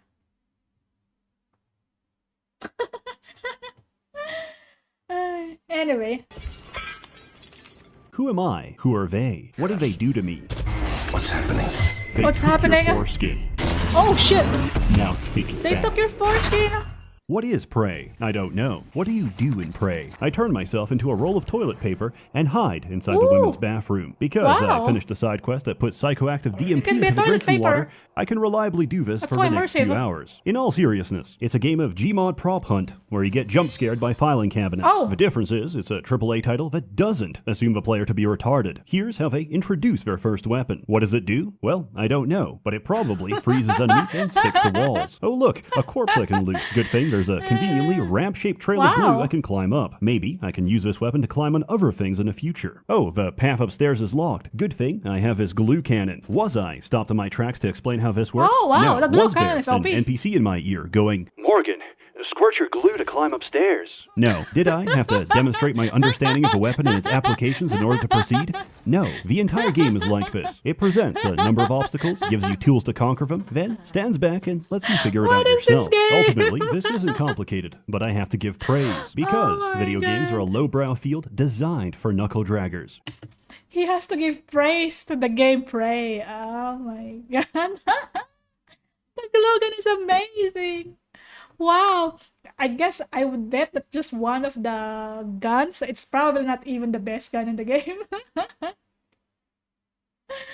Prey more like gay, am I right? Oh, maybe. After a solar flare knocks us back to the Bronze Age, they will return to their rightful place, Ooh, plowing medieval. the crops. And I will be a low-ranking overseer until Oh, hell I yeah. succumb to typhoid, only to be replaced by a Typhoid. taskmaster twice as cruel. I have Why no typhoid? illusions that the peasants will forget me, but in their mind, they will hold the vague idea that things used to be better. But I digress. Things You used to are be trapped better, on a of space course. station full of Redditors who say, "Oh my science," when they see Darwin claws evolving Oh down the no! chimney. The Oh my heaviest science! weapon is a shotgun, and aliens are eating everyone on board. The glue Oh. gun being the first weapon is a message. This isn't a game about blasting everything in sight. Well, It's a message, actually it huh? is. But first I hot glue them like a Toho figurine before bashing them with a blunt object. It's a game gotta hot about glue using your everyone. brain, and everyone else's brains too, by injecting them directly through your eye socket. Oh. This is what the station You can use everybody's brain. You can put their brains in your eye socket. This is like mechanicals.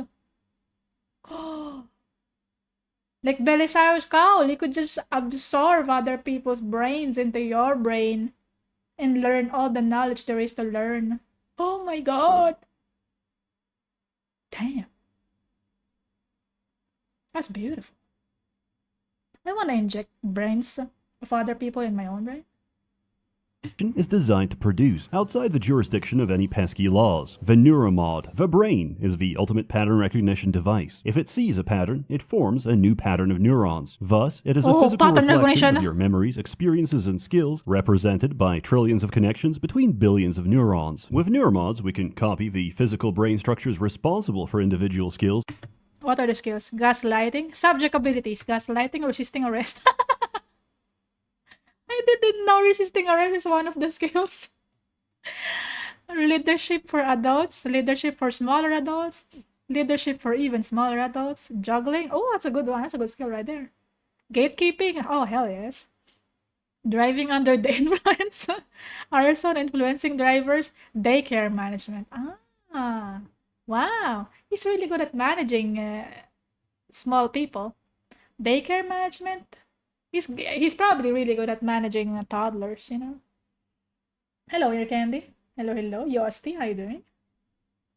And paste them directly into the brains of others. I can map out Epstein's brain, inject it, and be Oh. very confused as I recognize every Mossad agent on a first-name basis. Turns out, you Jorgen. can also give people abilities that aren't on the human skill tree, like telekinesis, or fireballs, Ooh. or the ability to morph your body to mimic any small object. How is this possible? In short, Kennedy How is this survived his possible? assassination, Yes. and now, because of a misplaced bullet, we're farming aliens from a Soviet satellite. Aliens with magic powers that eat and digest consciousness itself. What could possibly go wrong? Neuromods are this game's upgrade system. You find, craft, and spend them to unlock new abilities Neuromods. of human or exotic origin. The game discourages you from taking too many alien abilities by warning you that past a certain threshold, the station's defenses will identify you as a foreign body and shoot on sight. Oh, no. This would be a reasonable drawback if a station had any defenses left. You're making me choose between pyrokinesis and a turret that struggles with a smallest enemy. Neuromods offer a variety of new solutions to different problems. For example, there are a few ways around this, but the most obvious is Oh, to so use loud. a grounding resistor. With enough repair skill, you could fix one right there. Or you could go through the enemies downstairs to get to the storage closet, which can be hacked to find a replacement.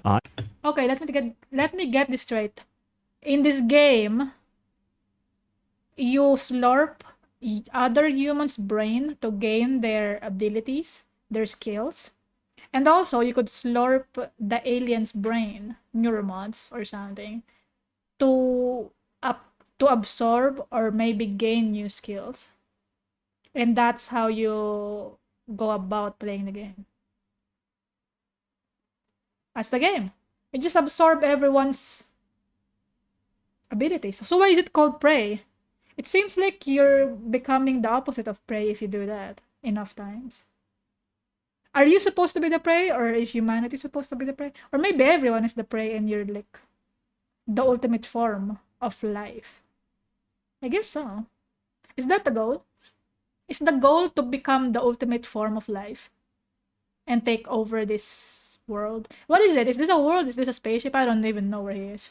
I, however, did none of these things. I stood in a box, turned into a binder, and slid through a gap in a window. This is a Ooh, valid so solution creative. to most of life's problems. I'm about to be mugged. I turn into an empty bottle and roll down a storm drain. My wife is about to be mugged. I turn into an empty bottle and roll down a storm drain. My wife is asking for a divorce. I turn into Oh, a set no. of stairs and push her down. With Oh, these no. abilities, gameplay becomes a question of using what you have to tackle the problems in front of you. Oh, If you so need creative. to reach something high What a up, you creative can game. use the jump upgrade, make a gravity well, or mimic an operator elevator and fly there directly. And if nothing else works, you can always rely on the glue gun to build yourself a glue gun. staircase. However, He loves the glue enemies gun. respawn. Ammo does not. So you need to make careful use of resources. Thankfully, we have another great mechanic to help us with that. Recycling. Ooh, recycling.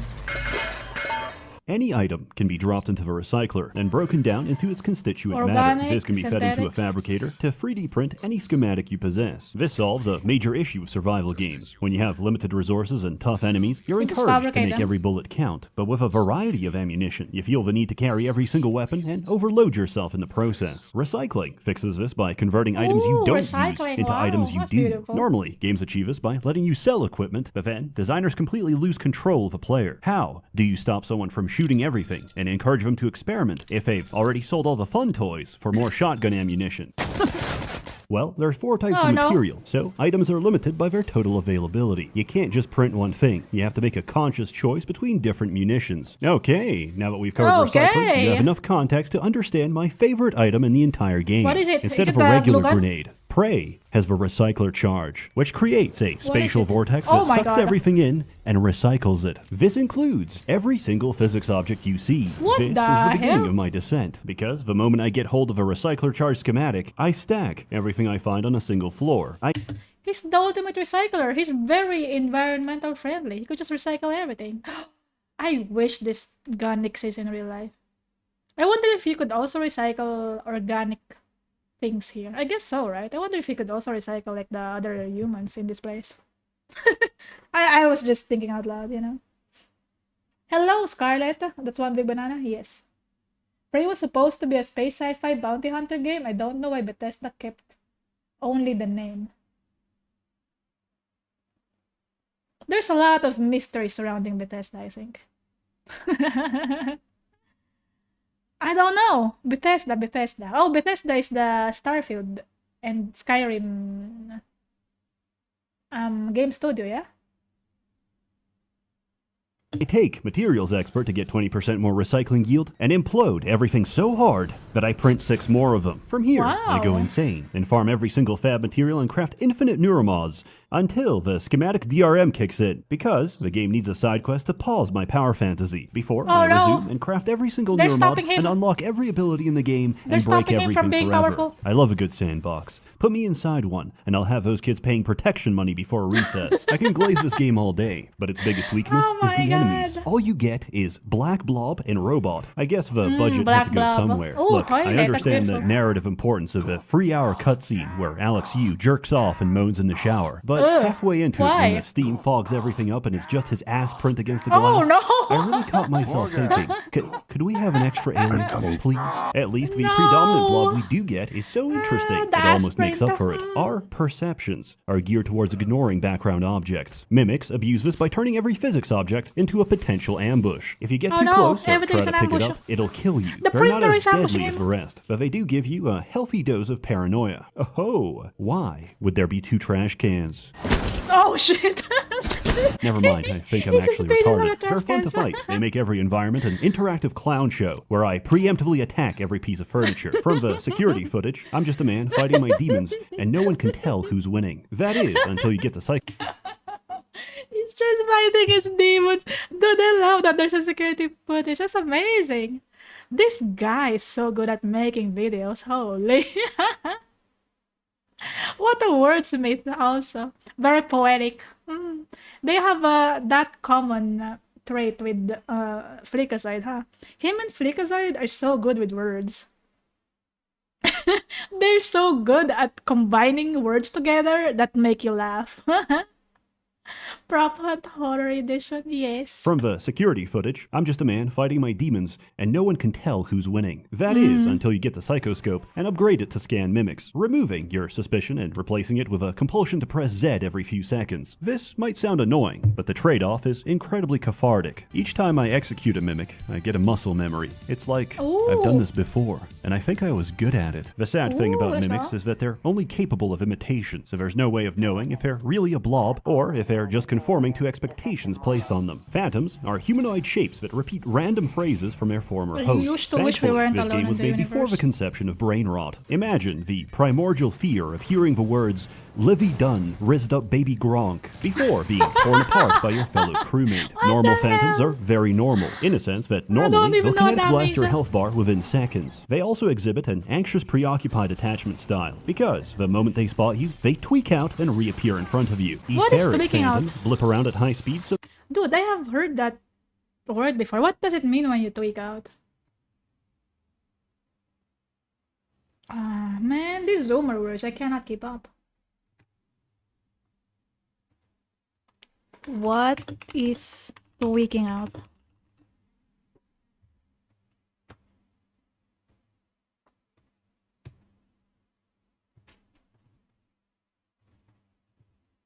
What is tweaking? Tweaking is the fourth stage that met users. Oh, it's a drug slang term. Ah, okay. I guess it's not a Zoomer thing. This was like from 2021. Individuals experiencing erratic, disorganized, or violent, aggressive highs may be called tweakers or described as tweaking out. Oh, and they're like, kind of like that. When they do that, they tweak out. Ah. Become hyper and paranoid. Tweaking out is going crazy. Crazy from stimulants. I see, okay. they can no-clip and smack you in the face. If you try to fight back, they split off into two copies and blip around faster each time you hit them. Luckily, the Q-beam doesn't cause damage. It only excites particles until they explode, at which point you should clear the area, because even in death, this thing will still try to kill you. Thermal phantoms walk up and cook you instantly. Forget immersion. They exist to gaslight you into thinking there's a strategy for their element. There isn't. Despite being a fire extinguisher, the glue gun is actually worse against thermals. Voltaics are the glue gun worst is not because they good do everything after listed all. above and fry all of your electronics. The only answer to the phantom question is analog firepower.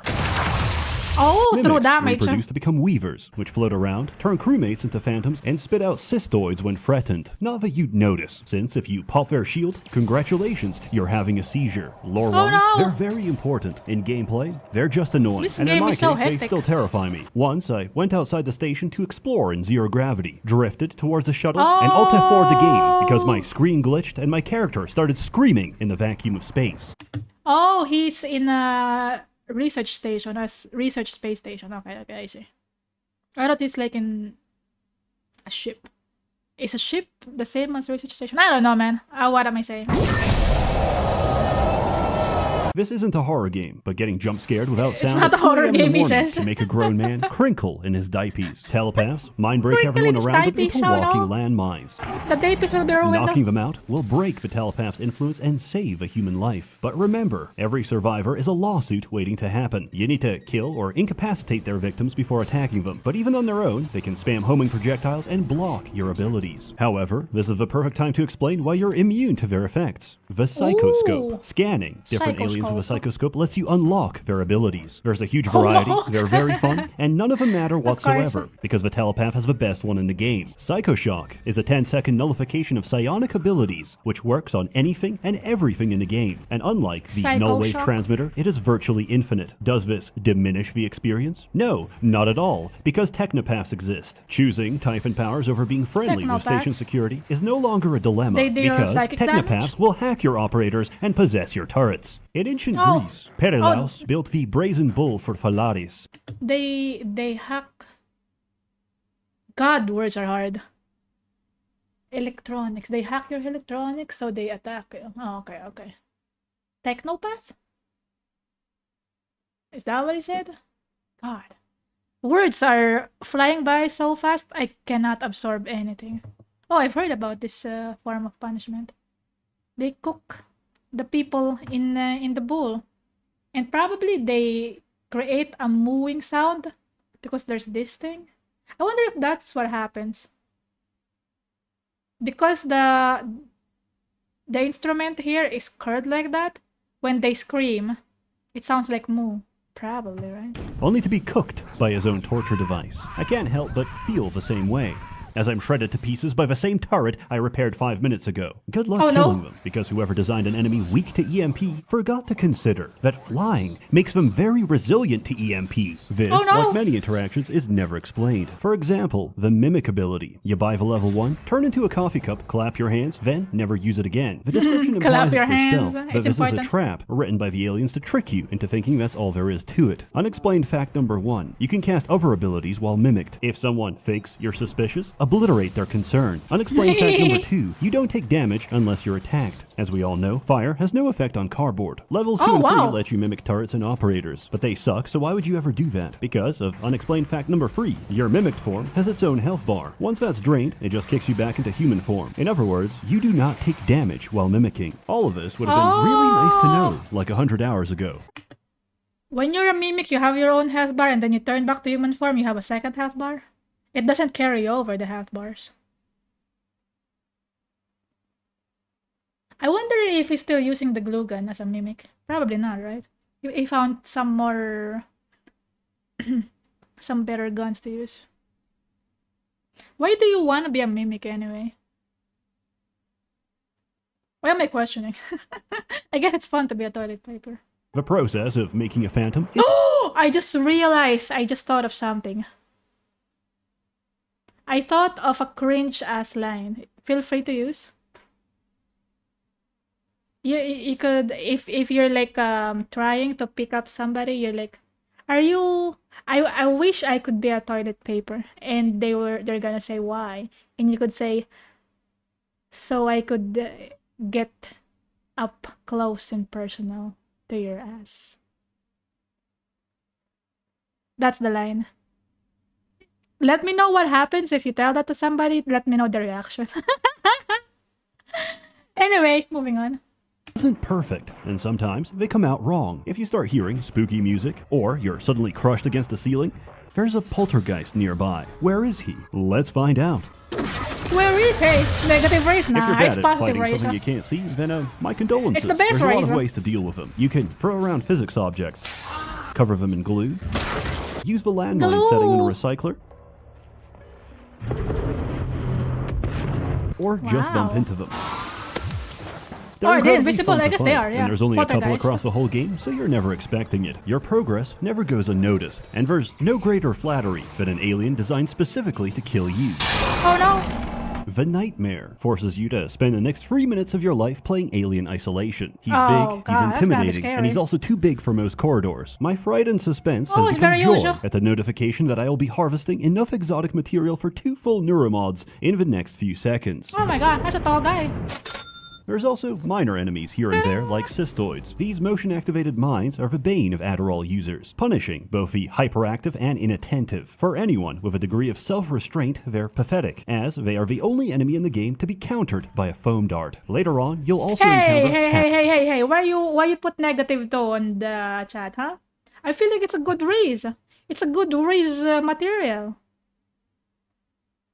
Why be toilet paper so I could be close to your ass? What's so wrong about that? I'm gonna wipe your tears away. Also, I'm gonna wipe your shit away.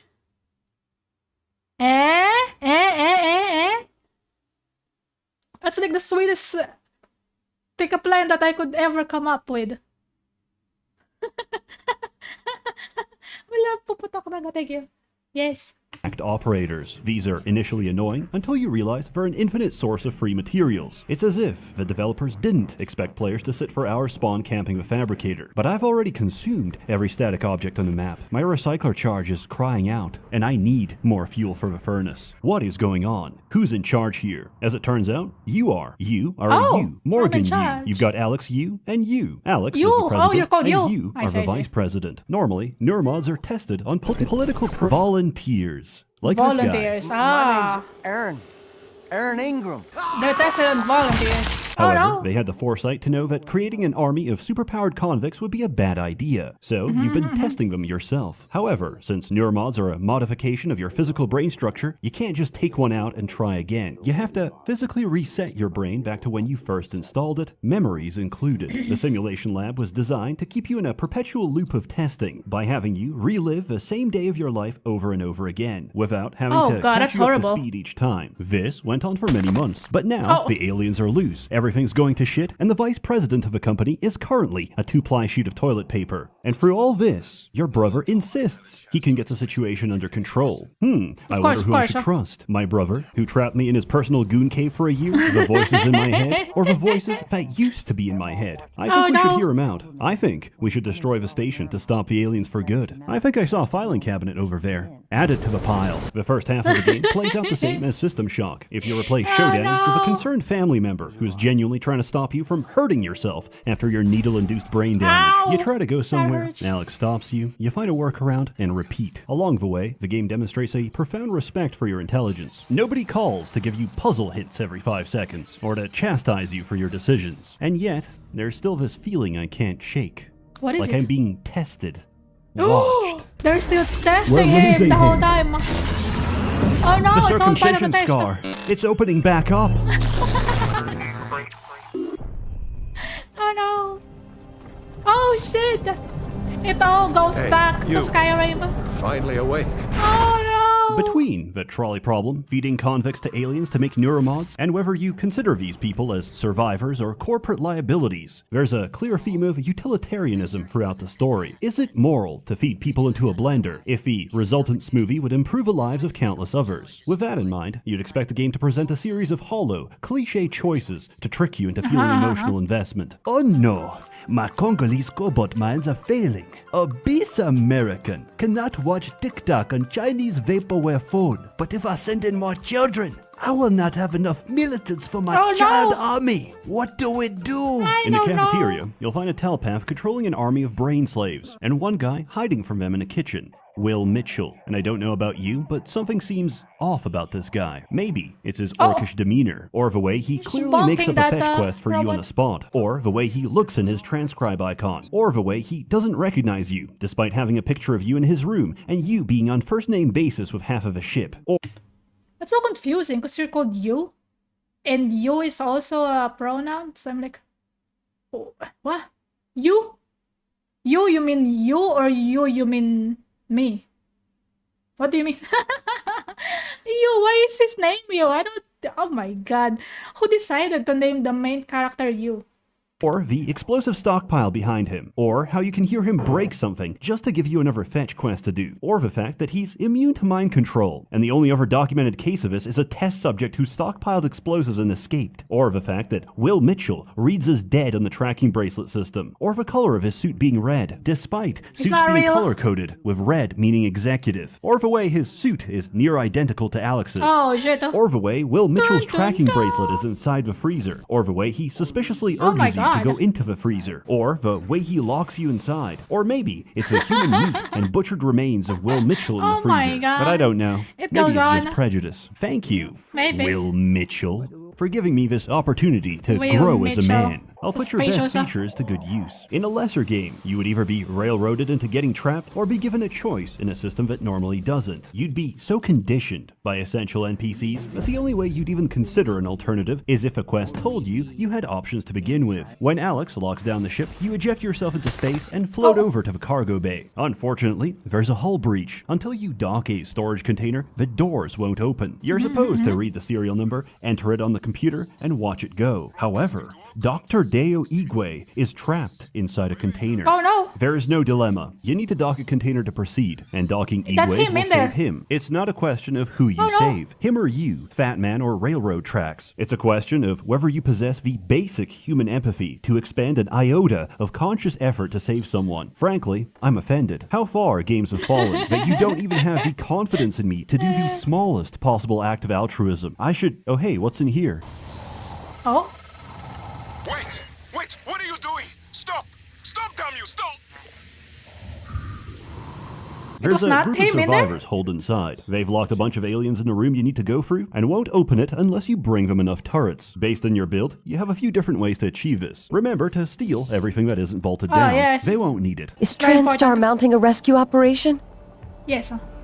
So far, we've been talking about basic high school level utilitarian ethics, but obviously, that's not the whole story. If a pregnant woman boards a crowded train, you can't just say, I expended 1,500 calories of effort today chasing women around the park. I deserve to remain seated. Oh, You'd look no. like an asshole. Morality isn't necessarily a universal truth, nor a contract between you and those you affect, but rather between you and society, between you and how you're perceived. If we view it from that lens, the reason you give your seat to the pregnant woman is to be perceived as a moral individual by the other passengers on the train. It's funny, he's talking about morality while he's dragging these unconscious people around. And I feel like he's gonna recycle them while preaching morality. Wow. However, this isn't a train, it's a trolley, and I've already pulled the lever. I knew it! I knew it! So you could really recycle people, huh? Main quest dilemmas aside, there's a few side objectives that require going out of your way to This help guy. someone else. For example, your old girlfriend is dying of paraplexis, which is a completely made-up condition, and she actually just swallowed a peanut. She told me to leave her behind, to focus on saving everyone else, and I followed her orders. As Einstein famously said, when a black queen speaks, I listen. Then I came back and found out there's no timer because she's completely fine. So Oh, she's I fine, ventured she's out into fine. the cold void of space, retrieved her EpiPen, and brought it back. Within a narrow time window of whenever I felt like it. The aliens may have killed half a station, but the real winner of today is humanity. I can breathe again. Oh, she's fine! Wow! Feel my legs. Is he gonna Still some recycle spots in the her? eye, He's gonna but recycle they her, I should knew clear it. up. I know he's gonna recycle her. Alex has been gaslighting, gatekeeping, and girl bossing me since day one. He bullies me with his bulbous Oh, form no. and childbearing hips. My Bulbous pattern-seeking brain is screaming for Childbearing him to be hips. the villain. He even does the whole "I'm not a bad guy" no. shtick. However, he's not lying. He is on your side. It's just that your brain's been so thoroughly scrambled that nobody knows who you are anymore. You had your memory wiped over and over and over You again, don't even and know every who you time are. you did, Yes. you came out slightly different. I feel great. I should kill myself.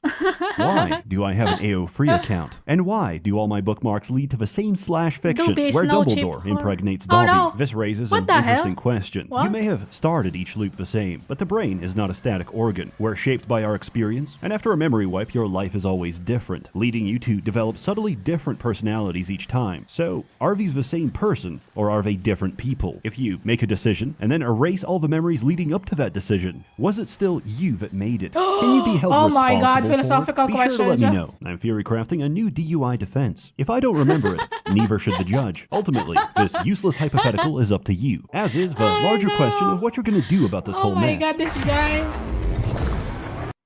Oh. Do you Oh. work with Alex to study the aliens and develop a way to neutralize them? Or do you trigger the station's self-destruct to stop any possibility of them reaching Earth? Personally, I'm getting the fuck out of here. He's gonna escape, of course. We failed.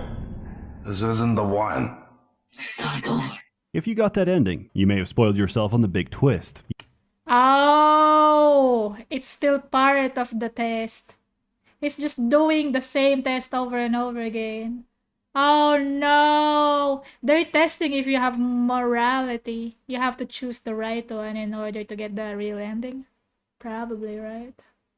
You aren't Morgan. Morgan's dead, as is the rest of the world. You are an alien that's been neuromodded to feel empathy, but they have no Oh, idea if you're that an even alien. works. So the entire game has been a simulation of Morgan's memories, designed to see how you'd behave in their shoes. Now, I know this sounds like a cliche, but trust me, it isn't. It was all just a dream. Sucks because it strips a story of any meaning. You are all but told. was all just a Alright, dream. show's over. Now stop thinking about it. And you do. For a twist like this to be good, it needs to add more meaning than it removed by revealing that everything was fake. And it does. You're not being evaluated for how good of a person you are. You're being evaluated to see if you are a person. If the implanted mirror neurons have bestowed even a shred of humanity upon you. Did you help people because Oh, it's not about if you're a good person. It's about if you became a person in the test. Because you're not a person. Oh. Wow. What a twist, right? God damn.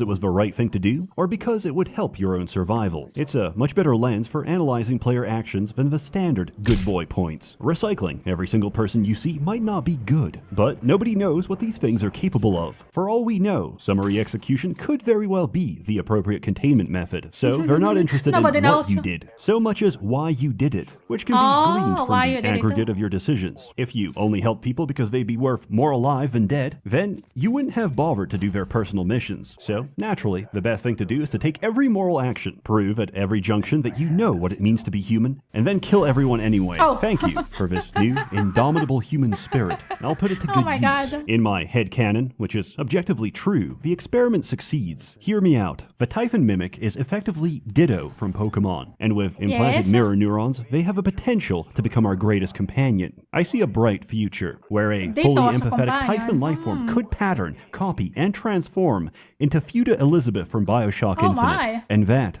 is a future worth fighting for. Prey is a great game that runs into issues typical of its genre. Puzzle solving Oh with my the resources God. available to you is fun, until I open the Pandora's box of infinite abilities. You don't need to be creative when you have the optimal solution to every problem. Why do I bring this up? Because the DLC fixes everything. Moon Crash is a semi-roguelike where you play as DLC fixes everything, of course. You gotta buy the DLC to fix everything. The main game doesn't provide it. You gotta pay money to fix everything. Shmongos is here. Howdy, Shmongos. How you doing? Hello, hello. Welcome, welcome. different characters in their attempts to escape the Pythias moonbase during a containment breach. However, none of them survived. You are actually a hacker, simulating their memories to steal corporate secrets. Why is it called Moon Crash? Because the title spoils the ending. You crash on the moon. Just Oh, you crash awful on the moon, titles of all course, around. With each run, your goal is the same. Get the hell out. Once you do, it's time for the next character to escape. Except, the world is persistent across runs. The first time I played this, I didn't know that. Looted every single piece of equipment, and died on the second run from lack of no. resources. After each character has a run, the simulation resets, and you do it again. Each reset randomizes map features such as loot, escape methods, and the location of key items. The longer you spend inside the simulation, the higher the corruption level, which simulation, increases oh the no. amount and difficulty of threats you'll encounter. Because of this, you need to strategize the order of escape. The engineer can repair the station in preparation for the rest, while the security guard can mop up extra enemies later in the loop. Completing objectives will reward you with points. These can be spent on equipment for later runs. That's a pretty cool idea. That every single run contributes to your overall success or failure. Like the things that you did in the previous run is gonna contribute to the next run you do. And it probably will help or hinder what you do. That's pretty cool. That's a pretty cool idea for a roguelike, huh? And I assume that those things that you did in the simulation is gonna stay there for the next run. Wow. Vegeta, hello! I smell tissues and legendary booty shorts. Wow, this guy. What an intro! How you doing, Vegeta? Why are you interested in legendary booty shorts? What is this? What's going on? I will screenshot that and send it to the server so everybody knows what you've been saying.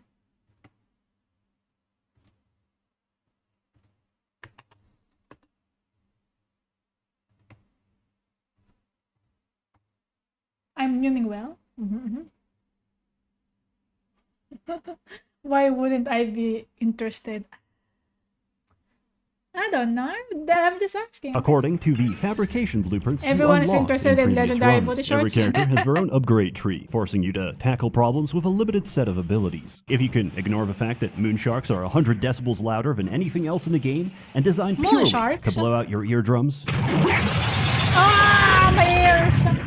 I think you'll enjoy the extra content. In summary, Ow. Prey is probably My the best ears. game Arcane ever made. I can't recommend it enough, because games like this are rare and unprofitable, versus Yeah, it's the pretty mountain of interesting. slop that executives produce for Pretty greater interesting margins. game. An industry always caters to its consumer. It's just in this case I find myself increasingly agreeing with Talmudic rabbinical teachings. The consumer truly is Domesticated cattle. If you're interested, enter Domesticated code cattle. ObeseAlexU to get Oh. 90% off on GOG for the next week. It's about $3. Oh my God. It's DRM free. It's Look at literally that. cheaper than piracy. There's a code. As always, more content to come, so stay tuned. A warm Free thanks code. to the many members of the discount. Merchants Guild, generously funding and bankrolling these videos. You're all truly wonderful. Have a good one. Wow. Hell yeah. I promised you my arming cape. All I ask is you hear me out first. And you can blow Talos 1 to pieces if that's what you think is best. I don't think you'll do it. Oh. I know. Because I used to think we couldn't be trusted to play with fire without burning the house down. But you convinced me. You showed me anything was possible, even if the price was steep. Wow. That part of you. Oh. He also got sucked in. Wow, what a nice video. I love it. I got so into it. I got immersed. What an interesting game, huh? It's all a loop. They experiment on you, and even the game, when you play the game, you're still in the experiment. It showed that you escape, but also you're still in there. And they're just testing you if you're a person. It's not that if you're a good person, it's just testing you if you're a person. Wow. So interesting. What a shame that I already know the story. It's not like I'm gonna play it anyway. I just thought it's interesting. Seth always goated. That's true. Amen. You can entrust your booty shorts to us, legendary. Doesn't wear shorts. No, he doesn't wear shorts. He wears yoga pants. Probably. Who knows, man? Who knows what legendary wears? Only me. I'm not telling you. Booty shorts are fantastic. I agree. I agree. Booty shorts. Oh, we love booty shorts here.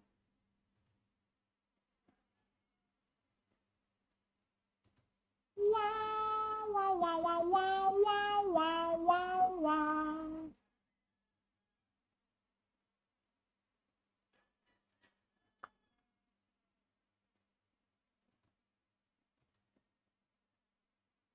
I need to take a break. I gotta go toilet. Gotta go pee.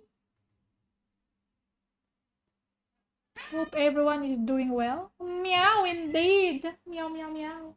I played Prey at Night after eating a whole packet of bacon. I got jump scared and felt like I was having a heart attack. Oh no. How's it going with your yoga? I haven't done yoga in a bit, actually. Because I go to the gym now. Except I was supposed to go yesterday, but I woke up too late.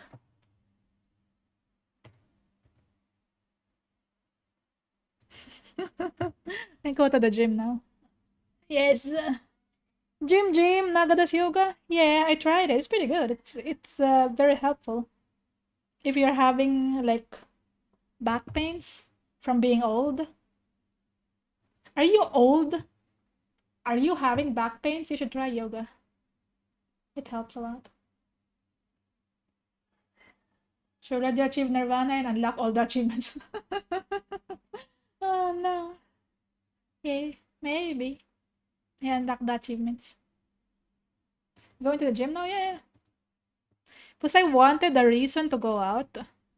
Because I want to go out, but I don't really know what I'm gonna do outside. And I thought, I just want physical activity. That's why I want to go out. I don't have a reason to go out. I'm like, man, but I need a reason. I can't just go out and eat at the restaurants. That would be fun. That would be interesting to do. Just go out every few days to eat outside. But it's gonna be expensive, and I'm gonna gain more weight if I did that. So I thought I'll just go to the gym. Face my social fears and go to the gym. It's not that scary. I mean, people in that gym are pretty chill. So yeah, it wasn't a bad experience. It's a nice experience to go to the gym. get sweaty. So I don't deteriorate in my chair. Can't do yoga, gotta just drink my aches away. Aww. Amazing. Wanna see Naga do a yoga fire move? No. Is it a big gym? Nah, it's quite small. It's like a local gym. It's quite small. I mean, the main reason why I didn't go to the gym before is because I don't know what I'm gonna do. I don't know what I'm doing. I don't know how to use the machines, but for this gym, I registered for sessions that have a trainer. So I have a trainer as well. So I don't embarrass myself. So there's someone who's actually guiding me on what to do, what exercises to do.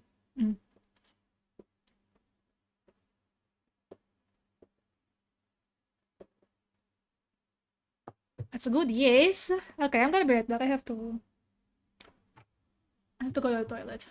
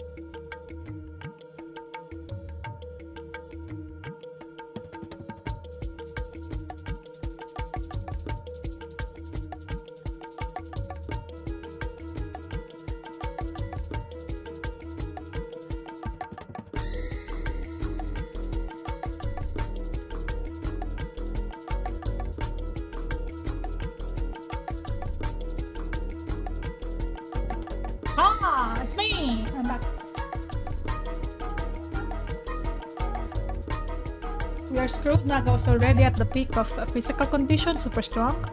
Muscles second to no one. Now the world will end when Naga does one push-up.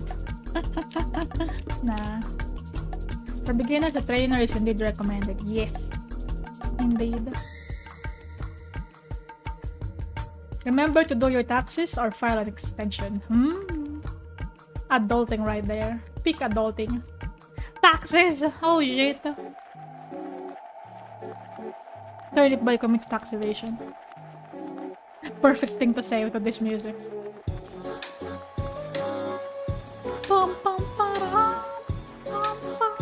I have Kit Kat, chunky Kit Kat.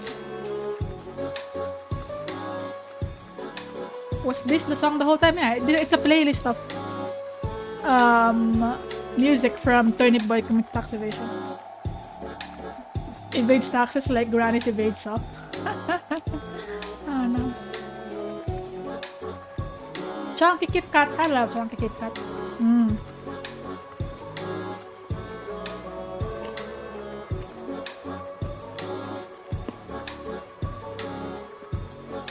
Nom nom nom.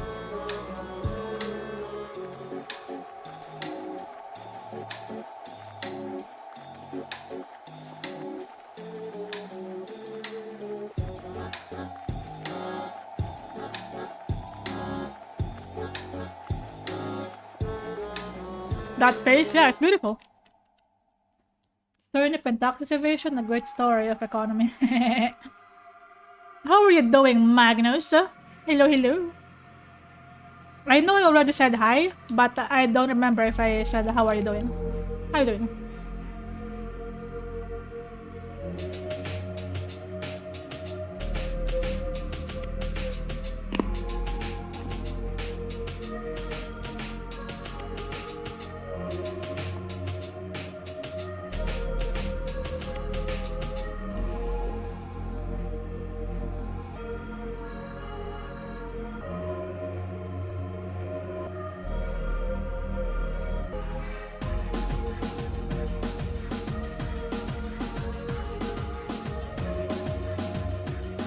Don't mind me, I'm just Nyooming. Snacking.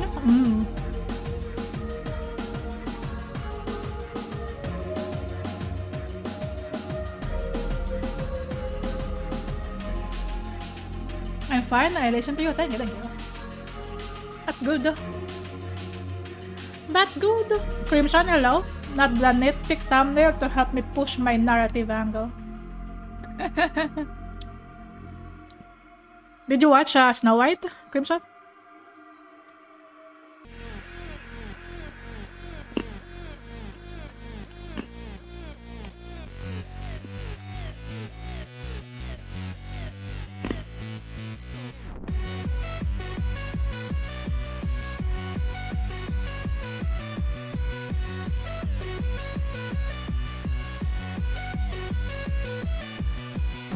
Not yet, but it's low on my watch list. Very low. I'm doing pretty good. I'm just snacking on some Kit Kat chunky.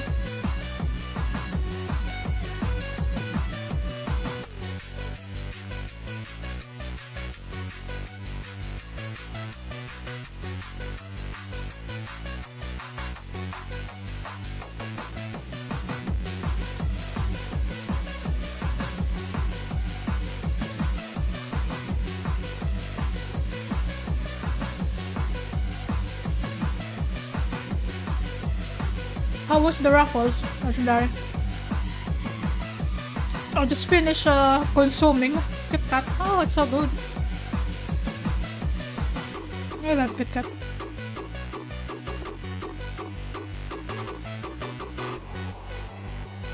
It's very hot. The raffles.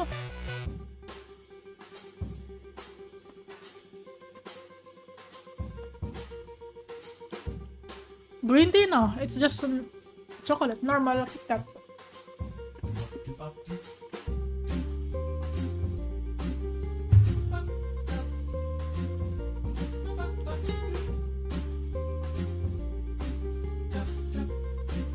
Flaming hot, and it really was. Ooh.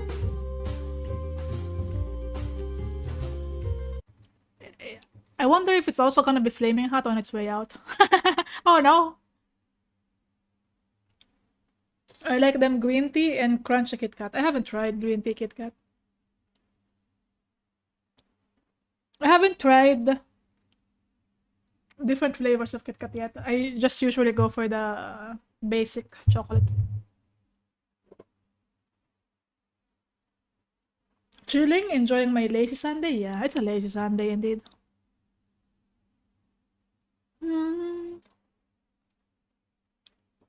You deserve to be lazy on Sunday. Relax, be lazy.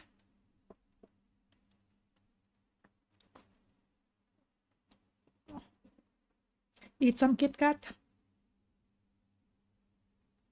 Excuse me. Water time.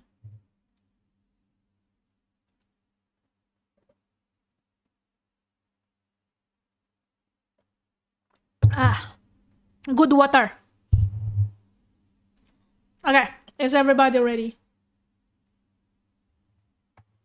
We're gonna do some more reactions because this is what I do now. I do reactions. I've been doing reactions for the past 10 months. Because I started doing React in April, I think. April last year. Last week of April last year. And since it's doing well for YouTube, I'm just gonna do a lot of reacts. This is why I'm doing reacts, because it does well. The videos do well. Yes? Yes. Probably... I don't actually know if I want to play today. Do I want to play? I don't know. Probably in May, I'm gonna start playing games. Before Night Rain. Before Night Rain, Before Night Rain comes out, I'm gonna play Elden Ring again. And Dark Souls, hopefully. Hopefully. But for now, we're gonna spam reacts. All the reacts. I'm gonna react to everything. I like the one I saw this morning. What did you see?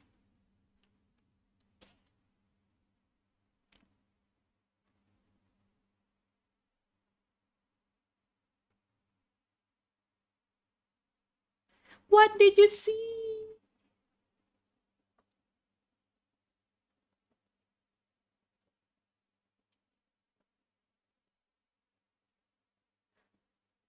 React VTuber. I actually didn't think when I started streaming that I'm gonna be a React VTuber. Because I didn't know how to do it. I don't know how people react to stuff.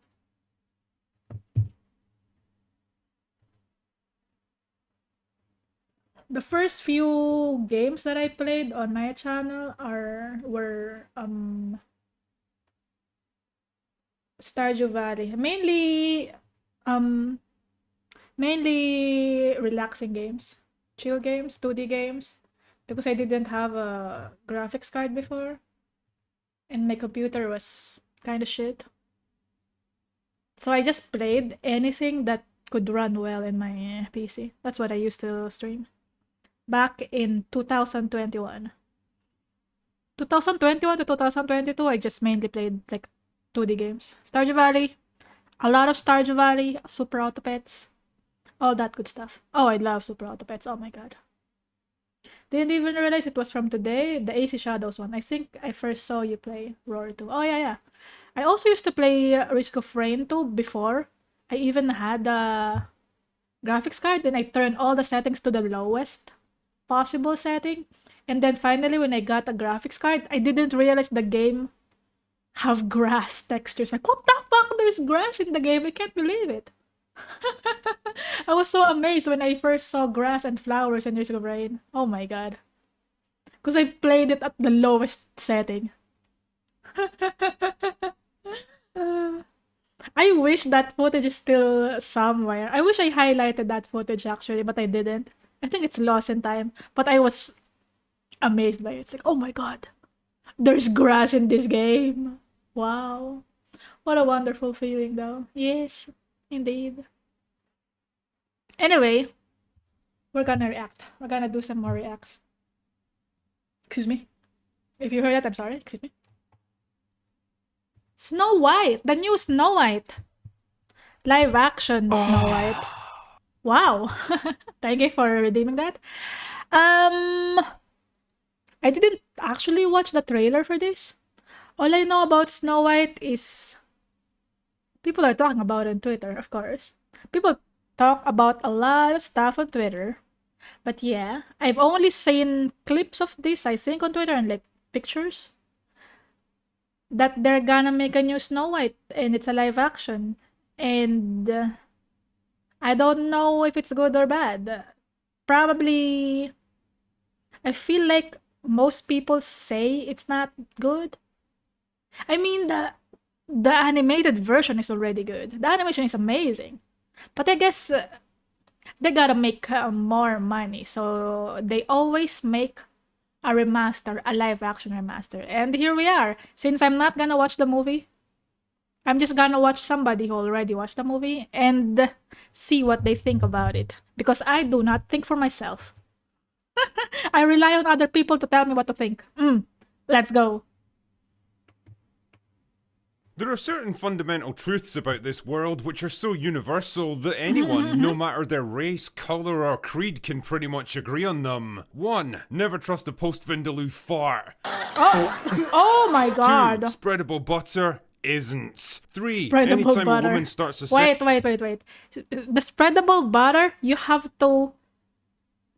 to remove it out of the fridge first and let it sit there on the counter in room temperature. That's how you spread it. You cannot spread butter right out of the fridge, okay? That's what I'm gonna say. Anyway, let's move on. Anytime a woman what? Okay. with a real man would, you know A you're real about man to hear would. some Uh-oh. weapons grade retardation. And to that not Uh-oh. so A illustrious real man list, we would. can add that the Snow White live action remake was, without a doubt, one of the worst ideas in the whole history of entertainment. Oh, shit. Possibly the most predictable of all failures. A project conceived for all the wrong reasons, starring all the wrong people, pushing all the wrong messages, and telling the entirely wrong story. After all the delays and the controversies and the speculation that have been swirling around it for what feels like decades now, it was actually kinda weird to finally sit down and just watch this thing. Like meeting a celebrity after following their career for years. Wow. Not a good kind of celebrity, like. More like a Jimmy Savile kind of celebrity. The kind that you're discreetly warned never to get into a lockable room alone with. Oh no. I don't know But the here it reference, is, but oh no. nonetheless. And now that I've finally suffered through nearly 2 hours of Snow White, I can confidently tell you that, yes, this film absolutely lived up to all my worst expectations, Oh, no. and in some cases even exceeded them. It lived up to his expectation and it actually exceeded them in some aspects. Wow.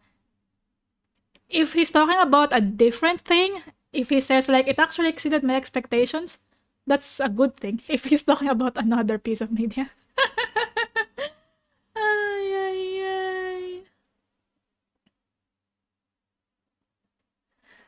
ay. You're spitting facts, but I'm still going to leave it in the fridge until the last second. It has to be straight out of the fridge. How am I gonna stick it up my bum? Spreadable. You're not gonna stick it up anywhere. You gotta spread the butter. Where you gonna stick? Oh my god. You know what? This is what I think about when I first heard of Snow White live action, when they announced the actors, right? Because in the story, right, the stepmother, the queen asks the mirror who's the fairest of them all. And the mirror would say it's Snow White, right? That's the story. What I'm thinking is that why did they cast her as the queen? And her as Snow White? Why is she insecure of her? That's my question. I have seen edits of pictures from the movie where they exchange the faces. I just feel like maybe the casting is kinda strange. Because I'm not convinced that she would be insecure of her. Because that's the idea in the story, right? I guess anyone could be insecure about themselves. You know what? Anyone has the right to be insecure about their looks. Who am I to say anything, right? Anyone has the right to ask their mirror, like, oh, is there anybody who's prettier than me? Or maybe the mirror has a different taste. You know what? Maybe the mirror has a different taste. Maybe... Yeah, I think it's that. That's why. Yes, Pumpkin. My cat is crying. Hold on. I'll be right back. The cat is complaining.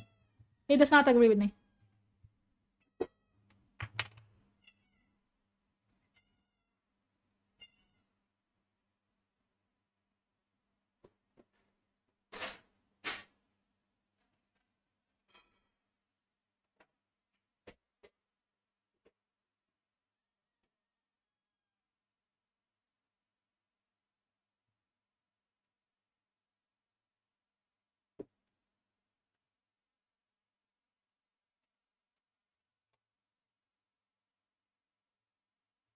Mirror has no taste?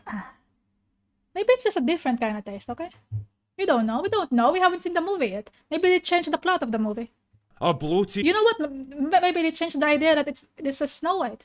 Because Snow White is supposed to be white as snow. Isn't that the whole point of being Snow White? Because she's white as snow? Ah, man, I don't know. Maybe I'm not informed. maybe they... What's the word? What's the word when they change something in the canon? Maybe they changed the canon of Snow White after all these years, right?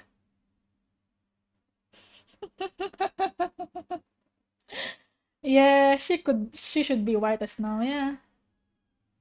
Mirror, mirror on the wall, who's the best snake of them all? It's me! I'm the best snake. I'm the only snake. You shouldn't know any other snake. Overstuffed turkey of a production, weighed down by Overstuffed hammy turkey. acting, cheap costumes, horrendous CGI, and vomit-inducing cinematography that bungles most of the elements it steals from the original animated movie, abandons its classic ideals of self-sacrifice, heroism, and true love, and injects the lethal dose of the message, which is It's so not about redundant and self-sacrifice thematically anymore. contradictory that it just gets abandoned by the ends. It's also laughably obvious where they've had to reshoot and rewrite big chunks of this movie in response to all the backlash. Entire shit. subplots, characters, and setups are introduced and then abandoned without explanation, and the ending Aw. is so wildly anticlimactic and jarring that it makes World War Z look like a model of cinematic efficiency. Anyway, let's get the plot summary over with so we can put this turd behind us. The basic setup Put the for Snow turd White behind is us, broadly yes. similar to the original film. Snow White herself is born to the Yes. benevolent king and queen of a generic Yes. medieval fantasy land that tactfully goes unnamed. Although, fuck me, they must have pretty good transportation links with the rest of the world because the population here is more ethnically diverse than central London. Anyway, Snow Oh, yeah, maybe they have really good transportation. It's very diverse. Wow, that's amazing. Advanced transportation system in medieval. White's mum Times. dies and her dad remarries Gal Gadot, who manipulates him into going off to war, where he promptly disappears and is never seen again. Oh no, He guess died. she's gonna have to take control of everything. What a bind. Fast forward a few years and the kingdom's become a kind of dystopian nightmare where everyone's poor and hopeless and ruled over by an iron-fisted tyrant. It's a bit like modern day Britain, only with better sanitation and dental care. Oh, Anyway, wow. after a confrontation with Snow White over a bandit named Jonathan who tried to steal some food from the castle, the evil queen decides the best thing to do is send her out into the forest where the huntsman can conveniently murder her. It's a bit Wow, extreme, but I'll yes. let it slide. Naturally, I mean, that's how fairy tale stories are. It's kind of extreme. Okay, it's fine. Yeah, that's the punishment for giving bread to the peasant. If you give bread to the peasant, you will be sent to the woods to be killed. Right? Yes. I'm sure the brothers Grimm imagined diversity when they wrote this. Of course, they're very forward-thinking when they wrote this. the huntsman has second thoughts and decides to let her go, and after wandering alone for a while, she runs into 7 dwarves that I can only describe as the kind of thing that Cthulhu probably has nightmares about. I'm not kidding, man. The brief glimpses that you got of these things in the trailers are absolutely nothing compared to the existential horror of actually witnessing them on the big screen. These are nightmares made real. Like if you woke up Aw. in the middle of the night and saw Mr. Blobby standing at the Mr. foot of Blobby. your bed, silent, motionless, watching no. you with those blank, lifeless eyes that bore into your very soul. Mr. Blobby, No. So after crashing at their house for a while, eating their food and helping herself to all of their resources, Snow White helpfully forces them to clean up their own home while she prances around like she's on some mad acid trip. Which she probably is, to be fair. I would be if I was in this fucking movie. Then for some reason she gets it into her head that her dad must still be alive, and the only way to find him is to seek out the bandits that lurk in the forest. But I wonder if they explain how long it's been since the dad left for work. Maybe he didn't leave for work. Maybe he's just gonna buy milk. Maybe he didn't want to be a king anymore. Because if you have these two people to deal with, it's like, well, I'm out of here. He's probably not gaslit into going to work. He was the one who decided that, fuck this, I'm gonna go buy milk. See you later. Oh no! Oh no! Maybe the city goat died and he has to go to another country to buy milk. Yes, that's true. He went to a different country to buy milk. Yes.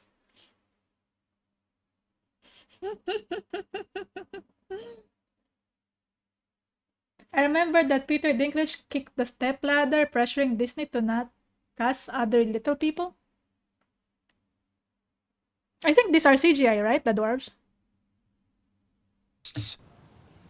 Right.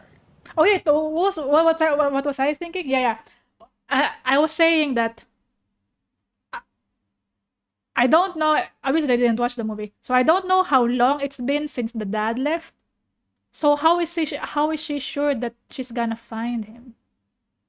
If it's only been like a few days, she would probably be able to find him or his body somewhere. But if it's been years, how does she expect to find him? I don't know.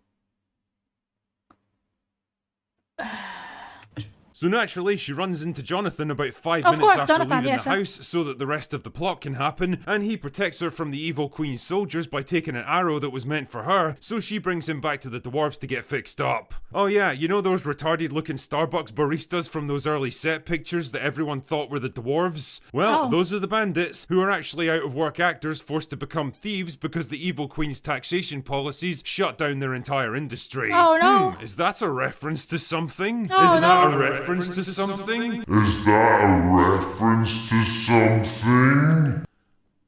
No idea. Anyway, Jonathan Oh. decides to lure the queen's soldier I don't know. It's probably a coincidence that it's just there. It just happens, okay? Don't worry about it, it's fine. away to give Snow White time to escape, and then immediately gets captured because he's a bumbling idiot. And the evil queen decides that she's had enough of this shit. Frankly, one sympathizes. So she turns herself into an old hag and manipulates Snow White into eating a poisoned apple that makes her go a Yes, bit I remember dead. that one. But that's okay because Jonathan escapes prison so that Remember the rest that of one the in plot the can happen, Grimm's fairy and gives tales? her the world's least passionate kiss, which brings her back to life so that she can begin her cunning plan to overthrow the queen and take back her kingdom. Do you Wow. want to know what that plan is? What? Are you ready for the fourth dimensional quantum mega Yes, chest that what's she the plan? plays here that would probably give Christopher Nolan a brain hemorrhage? Well, she walks into town and then convinces the soldiers to turn against the evil queen because she can remember their names.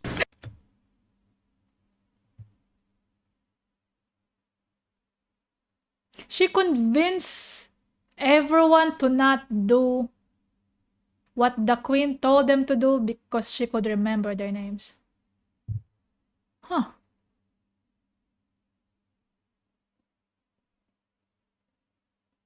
Is it because the soldiers have never been referred to by their names? They already forgot who they are? And they're like, oh my god, somebody actually remembers my name. Even I don't remember my name. It's like, oh wow.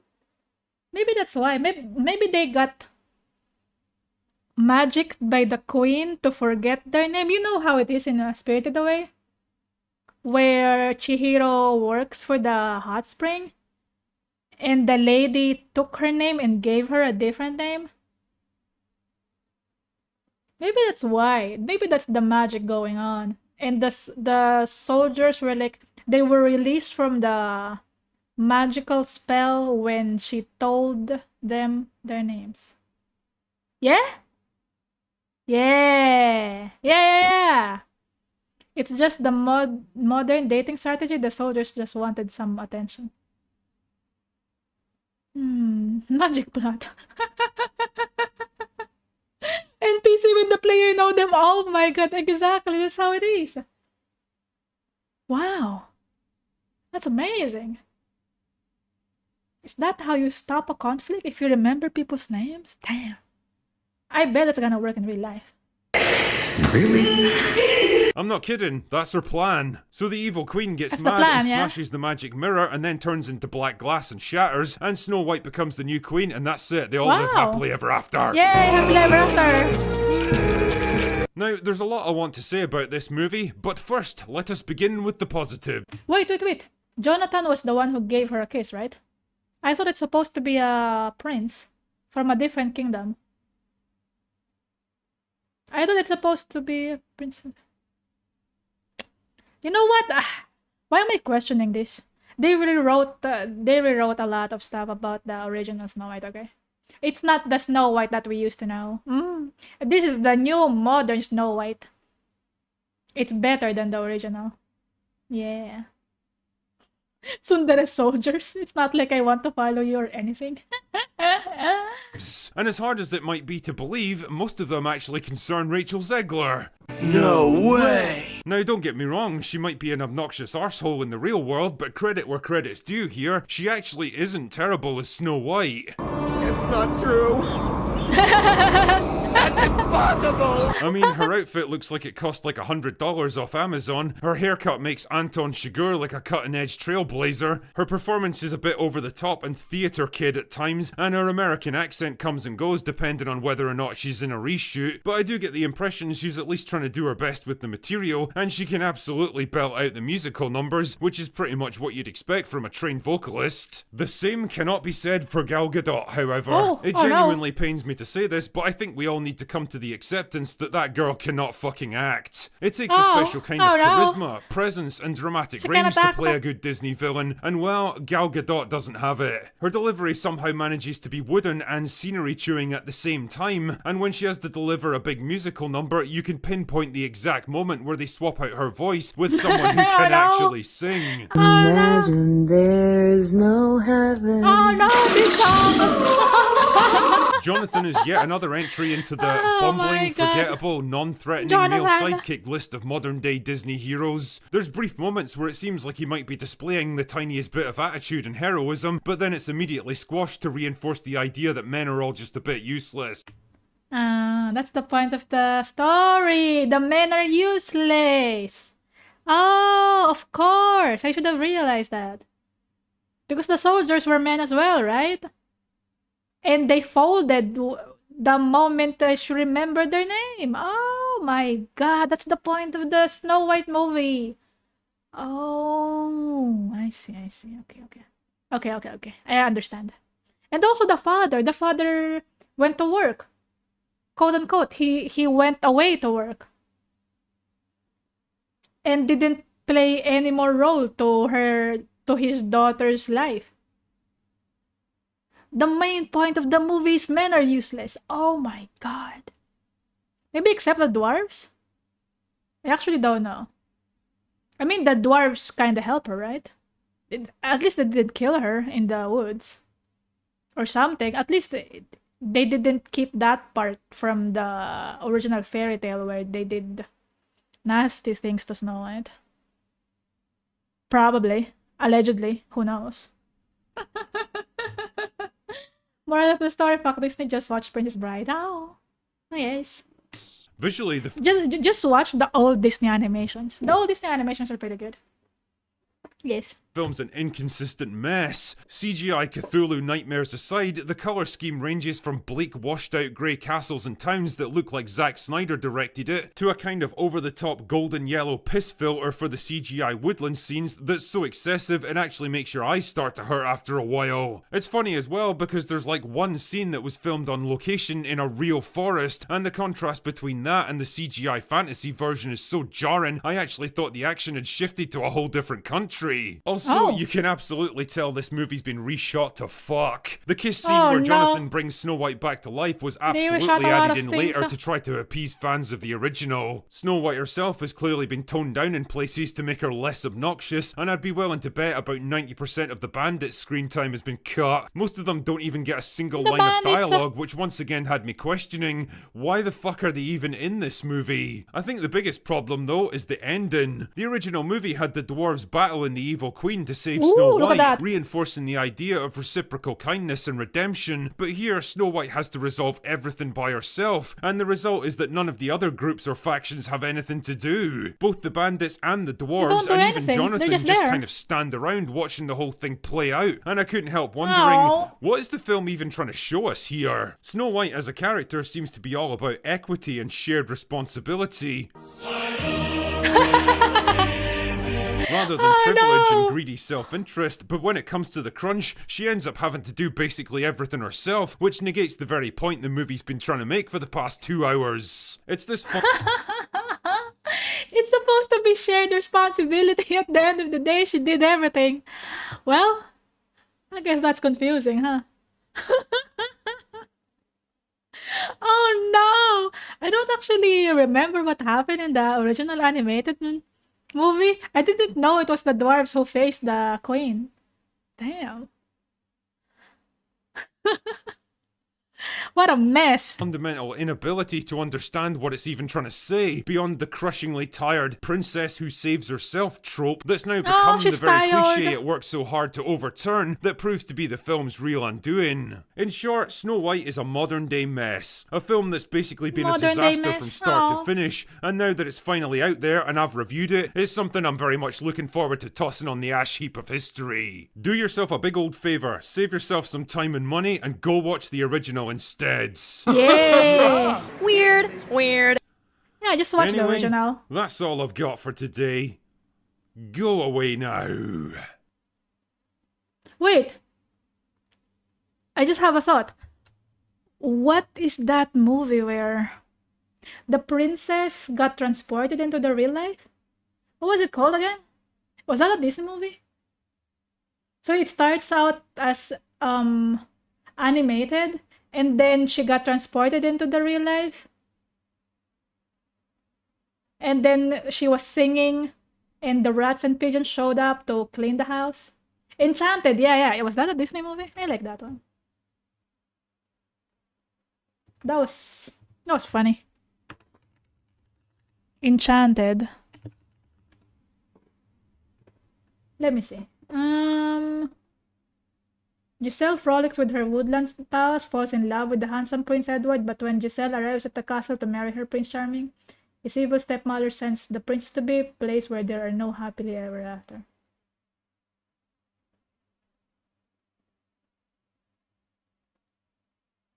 This one's funny. I like this movie. It was not Disney movie, it was just inspired. Let me see. Production by Walt Disney Pictures. It's also a Disney movie.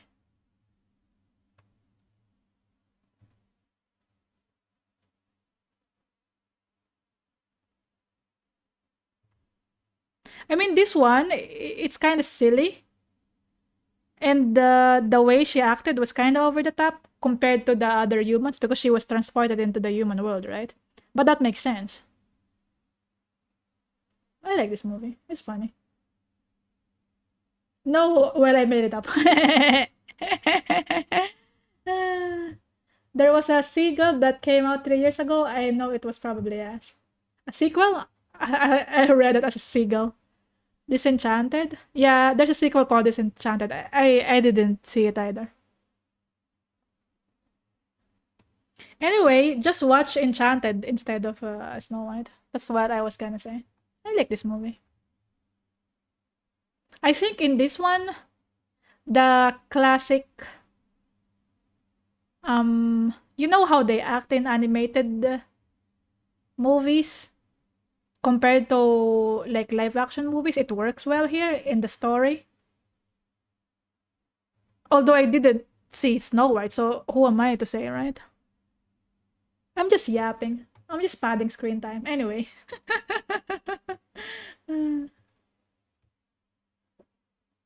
Snow White. Snow White who is not white as snow. Why? Because it's modern day fantasy.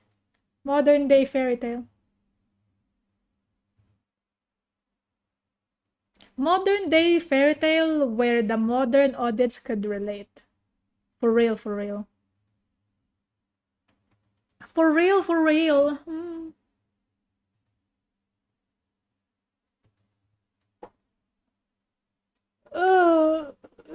Stretch. Remember to stretch, everyone. Imagine Snow White in a cyberpunk setting. I wonder how that's gonna work out.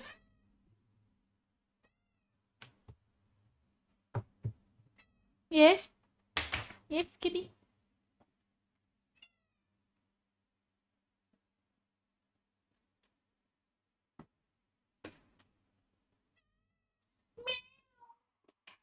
He meows. Meow, meow, meow. Let me think. What was the last movie that I watched that's good? What was the last movie we watched? Legendary, do you remember?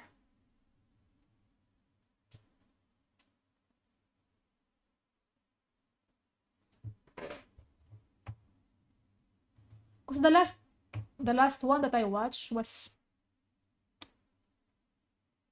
Old Man Sherlock. What do you call that?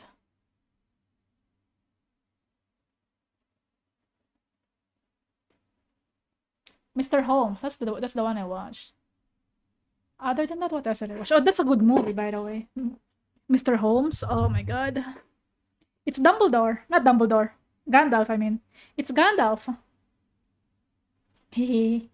Ian McKellen as Sherlock Holmes. June! Yes, June! Oh my god, I totally forgot June. June is pretty good. I like that. What a beautiful movie. The cinematography for that movie is amazing. I love it. That's a good one. June! Just watch June. Do not watch Snow White, watch June.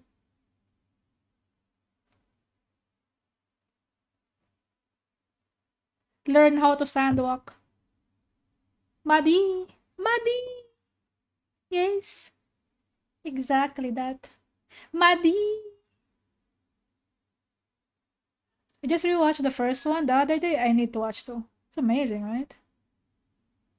I remember thinking before we watch it, I thought it was gonna be corny. I don't know why I thought it's gonna be corny. I guess I was not sure how the story's gonna turn out.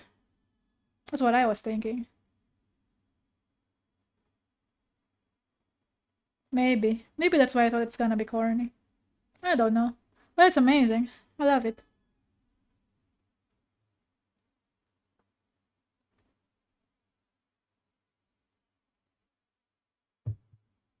I guess I was confused by the first movie because he has visions, right? He has dreams about what's gonna happen. I thought the dreams are set in stone. Like whatever he sees in his dreams is really gonna happen. And there are like scenes in the dreams where I thought that's what's gonna happen in the movie. So I was thinking, well, we already know what's gonna happen because he sees them already. How could the story go any further than this? Something like that. I guess I didn't think that there's a possibility for him to actually change what would happen or like to choose his path because I thought it was set in stone. That's what I was thinking. He hadn't unlocked the full power yet. It was just glimpses. Yeah. It was just glimpses. And because it's just glimpses, I misinterpreted them. It's like I just considered those glimpses as is, and I thought that's how it's gonna go. You know?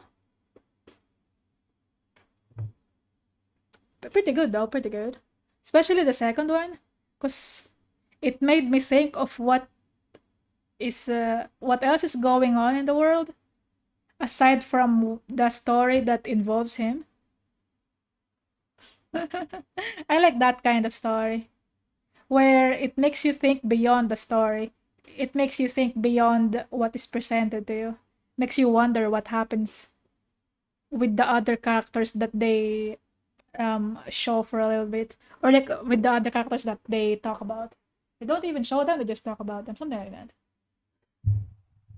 I guess I thought about that when they mentioned the other houses, because they only showed 2 houses, right?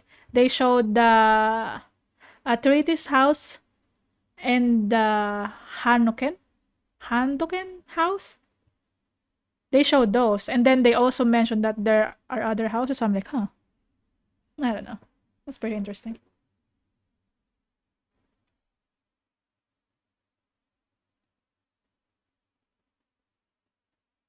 And overall, the movie is beautiful. Beautiful movie. I also like the costumes. The costumes are amazing. The soldier costumes. It's very creative.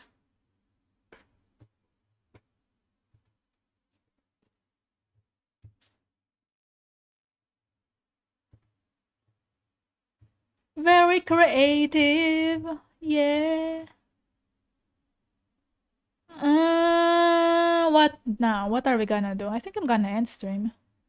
Not really in the mood to watch more videos. I already watched how many videos? I only watched 3 videos. I guess I yapped too much. I watched 3 videos, and that video about Subaru Papa. Do you call it? Shubari Papa. Shubari Boop Boop Doo. I forgot the melody already. But you know what I mean. Shubari Papa.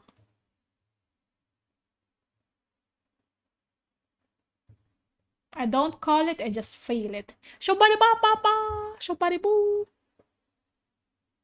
I don't remember. You know what I'm talking about. Shubari Papa Boo.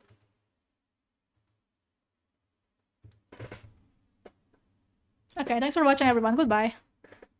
Goodbye. Thank you for watching the previous videos, the recent videos that I uploaded. Oh, so many views. I appreciate it. Thank you, thank you. Thank you very much. Thank you very much for watching my reactions. It helps out a lot. Like, subscribe, follow on Twitch if you want to. Follow on Twitch if you want to watch on Twitch. Subscribe to YouTube if you want to watch on YouTube. You know what it is. Goodbye! Thanks for watching. Hope you enjoy the rest of your Sunday and have a good week ahead. Yay! Bye-bye!